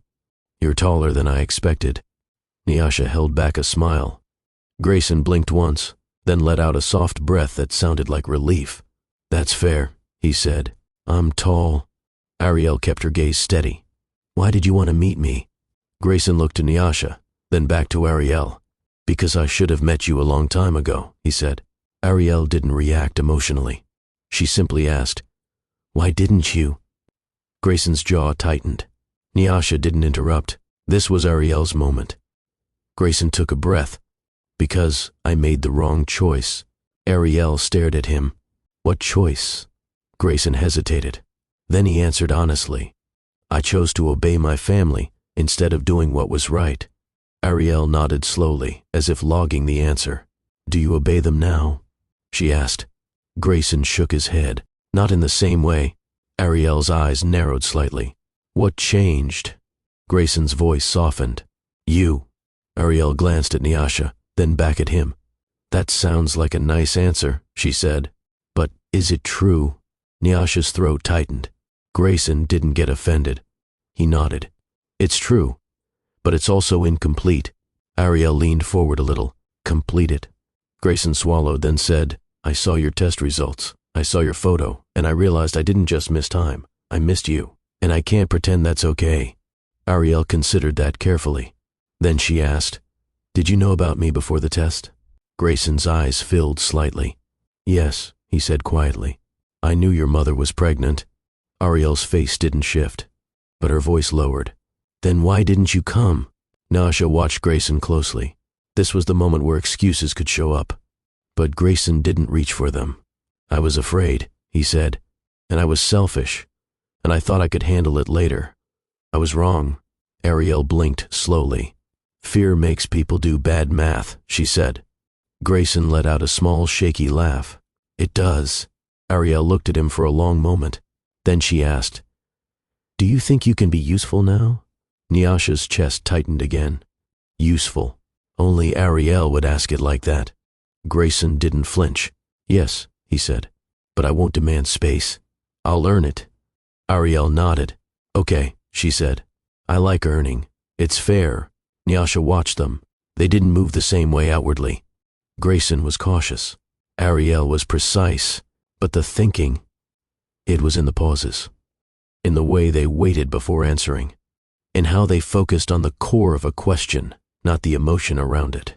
At one point, Ariel picked up the sugar packet from the table. She stacked it against another, forming a neat line. Grayson watched quietly. Then he reached into his pocket and pulled out a small pen. Not a fancy one, a regular pen. He placed it on the table. Ariel looked at him. What's that for? She asked. He hesitated. When I get nervous, I need something to focus on, like a tool. Ariel stared at him. Then she slid her notebook from her backpack and placed it beside the pen. I use this, she said. It keeps my thoughts organized. Grayson nodded slowly. That makes sense. Nyasha's throat tightened. Because that tiny exchange wasn't about objects. It was about recognition. Ariel leaned back in her chair. I have one more question, she said. Grayson sat straighter. Okay. Ariel looked him directly in the eyes. Are you going to leave again? The cafe noise faded for Nyasha. This was it. Grayson's face tightened with pain. Then he answered, steady and clear. I can't change what I did, he said. But I can tell you this, I won't disappear. If you tell me you don't want me around, I'll respect it. But I won't vanish without honesty. Ariel held his gaze. Then she nodded once. Okay, she said. That's better than silence. Nyasha exhaled, slow. Ariel stood up. I'm done for today, she said. Nyasha stood too. All right. Grayson rose carefully. Thank you for meeting me, he said to Ariel. Ariel nodded politely. You're welcome. Then she turned to Nyasha and took her hand. As they walked toward the door, Ariel spoke quietly. He listens more than I expected, she whispered. Nyasha squeezed her hand. I noticed. Ariel looked back once. Grayson was still standing by the table, watching them go like he didn't deserve to blink. Ariel turned forward again. I'll decide later, she said. Nyasha nodded. That's exactly what you should do. Grayson didn't try to rush anything after that first meeting. That alone surprised Nyasha.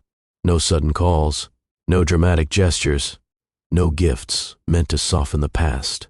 Instead, he asked one question the very next morning. What does showing up look like for you? Nyasha stared at the message for a long moment before replying. It looks boring. A few seconds passed. I can do boring, he wrote back. She didn't smile. Not yet. The first place boring showed up was the school. Nyasha had warned him ahead of time. You don't speak unless I ask you to, she said on the phone. And you don't lead. I understand, Grayson replied. I'll follow. The meeting took place in the same office where everything had begun. Same table. Same stiff chairs. Same careful faces. But this time, Nyasha didn't walk in alone. Grayson sat beside her, not in a position of authority, not at the head of the table, not leaning back like he owned the room. He sat forward, listening. The principal glanced between them, clearly recalibrating. We've reviewed the evaluation, the principal began, tone polite. And we're prepared to adjust Ariel's learning plan. Nyasha nodded. Good. The psychologist slid papers across the table. Grayson didn't touch them. Nyasha did. As I've said before, Nyasha continued, my daughter doesn't need discipline. She needs challenge. The vice principal nodded quickly. We agree. Grayson spoke for the first time, his voice even. Can you explain what changes you're proposing? Every eye in the room snapped toward him. Not because of his tone, because of his name. Nyasha watched carefully. The principal cleared his throat. We're recommending advanced placement in select subjects, along with enrichment resources. Grayson nodded. And support for her social experience? The psychologist shifted slightly. We're training staff on differentiated instruction.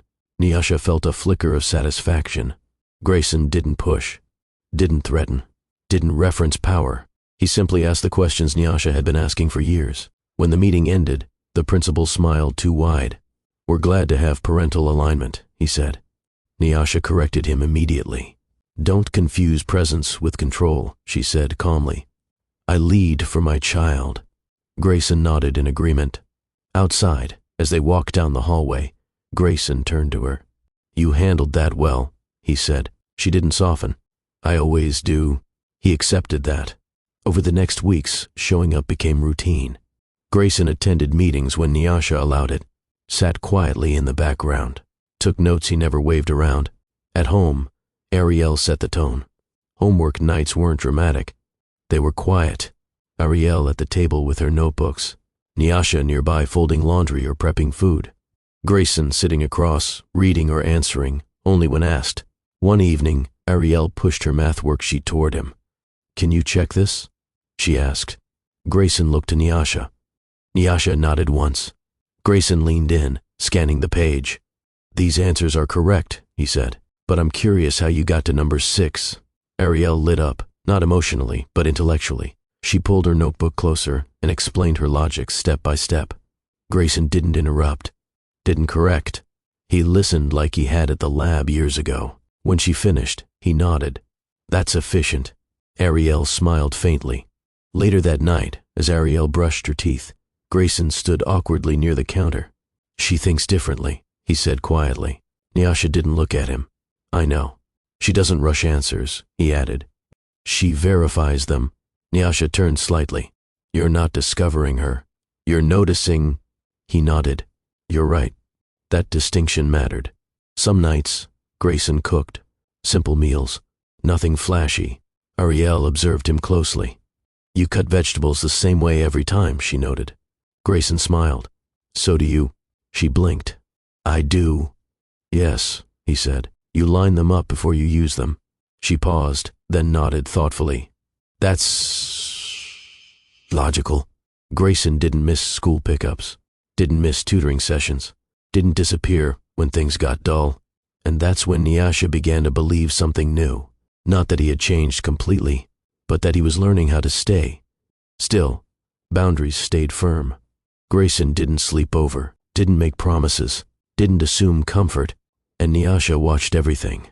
The way he corrected himself when he spoke too fast, the way he waited before responding, the way he accepted not today without resistance. One afternoon, Ariel asked Nyasha a question while they walked home. "He's different now," she said. Nyasha nodded.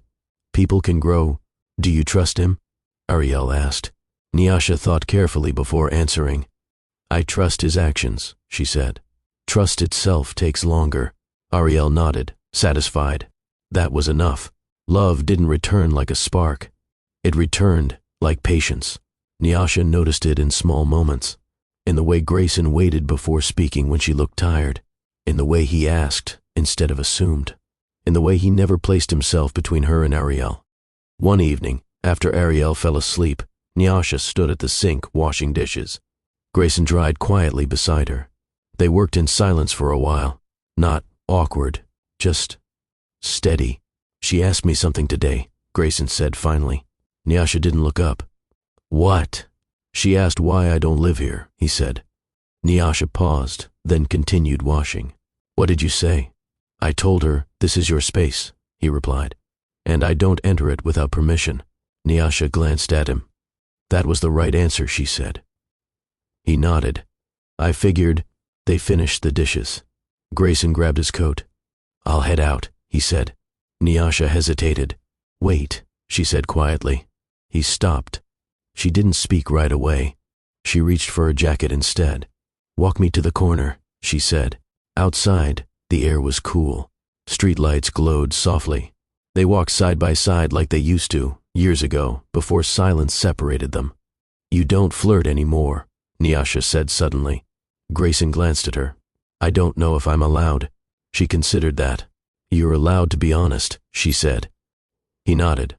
"Then honestly, I still care about you." She stopped walking. He stopped too. "But I'm not asking for anything," he added quickly. "I just want you to know." Nyasha studied him. "You don't get to skip steps," she said. "I won't," he replied. She looked down at the sidewalk, then back up. "Care doesn't scare me," she said. "Pressure does." "I won't pressure you," he said. They stood there. Then Nyasha did something unexpected. She reached for his hand. Not dramatic, not trembling, just a quiet connection. Grayson froze slightly. She squeezed once. "This," she said, "is not a promise." He nodded, breath steady. "I understand." "It's a test," she added. "I'll take it," he replied. They stood hand in hand for a moment longer. Then Nyasha let go. "Good night, Grayson," she said. "Good night, Nyasha." As she walked back toward her apartment, Nyasha felt something unfamiliar. Not forgiveness, not trust, but possibility. Slow, earned, and built on presence, not words. The change didn't happen because the school suddenly grew a conscience. It happened because Nyasha refused to let them hide behind polite language, and because the evaluation made it impossible to pretend Ariel was the problem. The next meeting was larger than the others, not just the principal and vice principal. A district coordinator showed up, a gifted program representative, and a woman Nyasha hadn't seen before, someone who introduced herself as equity in student services. Nyasha already knew what that meant. When systems get exposed, they bring in new faces to make it look like they were always on the right side. Nyasha walked in anyway, head high, Ariel beside her. Grayson sat quietly behind them as usual, present, not dominating. The principal smiled. "Miss Cole." "Ariel." Nyasha didn't return the smile. "Let's get to it." The gifted representative, Miss Patel, opened her folder. "We've reviewed Ariel's profile," she began. "She qualifies for accelerated placement and enrichment resources immediately." Ariel raised her hand. Miss Patel blinked, then smiled. "Yes, Ariel?" Ariel's voice was calm. "What does accelerated placement mean?" Miss Patel nodded respectfully. "It means you'll be learning at a higher level in the subjects you're ready for." Ariel tilted her head. "So, No more worksheets that ask me which number is bigger. Nyasha held back a laugh. The equity coordinator cleared her throat. We want to ensure Ariel feels supported socially as well. Ariel looked at her. Support means listening. The coordinator paused, caught off guard by the simplicity. Yes, she said. Exactly. Nyasha leaned forward. Before we talk about the future, she said, I want the record corrected. The principal's smile faltered. Corrected how?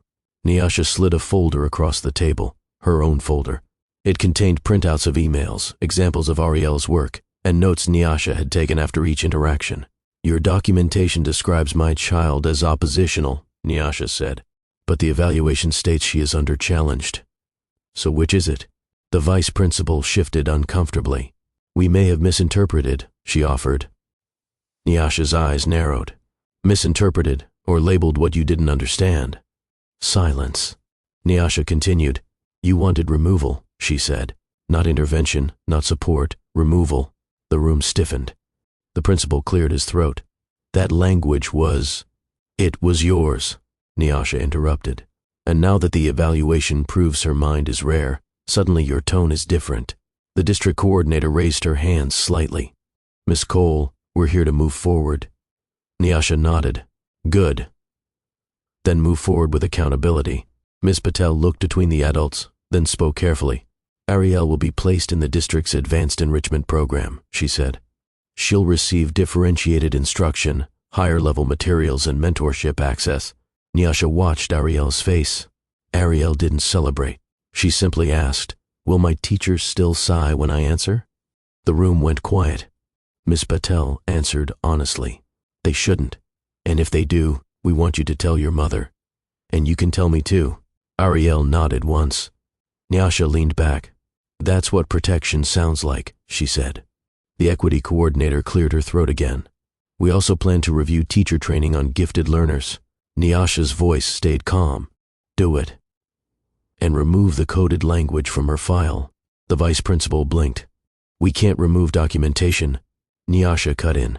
You can correct it. You can add context. You can acknowledge that what you called defiance was cognitive difference. Miss Patel nodded. That's reasonable. The principal glanced at the district coordinator, who gave a small nod. Fine, the principal said. We'll amend the record. Nyasha held his gaze. And, she added, I want a written plan, specific, with dates. No one argued, because they knew Nyasha wasn't leaving without it. The meeting ended with signatures, real signatures, not vague promises. As they walked out, Ariel tugged Nyasha's sleeve. Mom, she said softly, they listened today. Nyasha looked down at her daughter. They listened because you made it impossible not to, she replied. Ariel nodded. Then she said something that made Nyasha's throat tighten. Does that mean I'm safe here now? Nyasha crouched slightly, meeting her eyes. It means we're building safety, she said. And I'll keep watching. Always. Behind them, Grayson walked quietly, listening. This was the part he couldn't buy. Protection built through presence. Advocacy built through persistence. A system forced to adjust because it had been seen clearly. And for the first time, Ariel wasn't being treated like a problem. She was being treated like a mind worth nurturing. Let's talk about what this story really revealed. Because yes, there was a school meeting. Yes, there was a test. Yes, there was a billionaire father whose secret got pulled into the open. But deeper than all of that, this story holds lessons that can change how we see children, how we see systems, and how we see ourselves. First lesson, brilliance is not defiance. Ariel wasn't difficult because she asked questions. She wasn't a problem because she finished early. She wasn't disrespectful because she noticed flaws in the material. She was a child whose mind moved faster than the structure built to contain it. And too many systems, especially when the child doesn't fit their comfort, treat intelligence like a threat. But a child's curiosity is not a crime. A child's questions are not an attack. And a child's gifts are not something to punish. Second lesson, advocacy changes futures.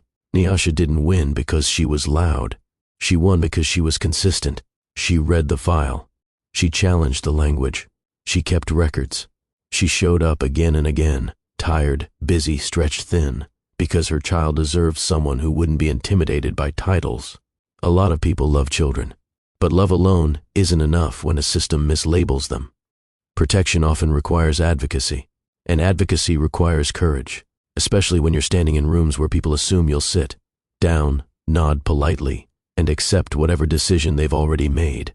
Nyasha didn't accept it, and because she didn't, Ariel's path changed. Third lesson: wealth doesn't replace responsibility. Grayson had money, influence, a name that opened doors, but none of that mattered when he wasn't present. Because money can fund a program, but it can't read a bedtime story. Money can build a foundation, but it can't replace a father's steady presence. And wealth can impress the world, but it can't heal what silence breaks. Grayson's growth didn't start when he saw the report. It started when he chose to stop disappearing, when he sat quietly in meetings, when he asked how to show up, when he accepted boundaries without trying to purchase comfort. Because responsibility isn't a gift you hand someone. It's a lifestyle you live consistently. Fourth lesson: children deserve truth. Ariel didn't cry when she learned who her father was. She asked questions, because children can handle truth better than adults think. What they can't handle is confusion. What they can't handle is being treated like they don't matter, and what they shouldn't have to carry is the weight of adult choices. Nyasha didn't burden Ariel with bitterness. She gave her clarity. She gave her agency. She gave her the right to decide. And that, more than anything, showed what real love looks like. It's not control, it's respect. So, if you take anything from this story, take this. A child's mind is not something to manage for comfort. It's something to protect for destiny. And sometimes, the difference between a child being pushed out and a child being lifted up is one adult who refuses to look away. Now, bestie, before you click away, do these 4 things for me. Like this video if this story moved you. Subscribe to join the Harrison Love Stories family, because we tell stories that heal, teach, and inspire. Comment your biggest takeaway. What lesson hit you the hardest? Share this with a parent who needs to hear it. Someone raising a child who's misunderstood.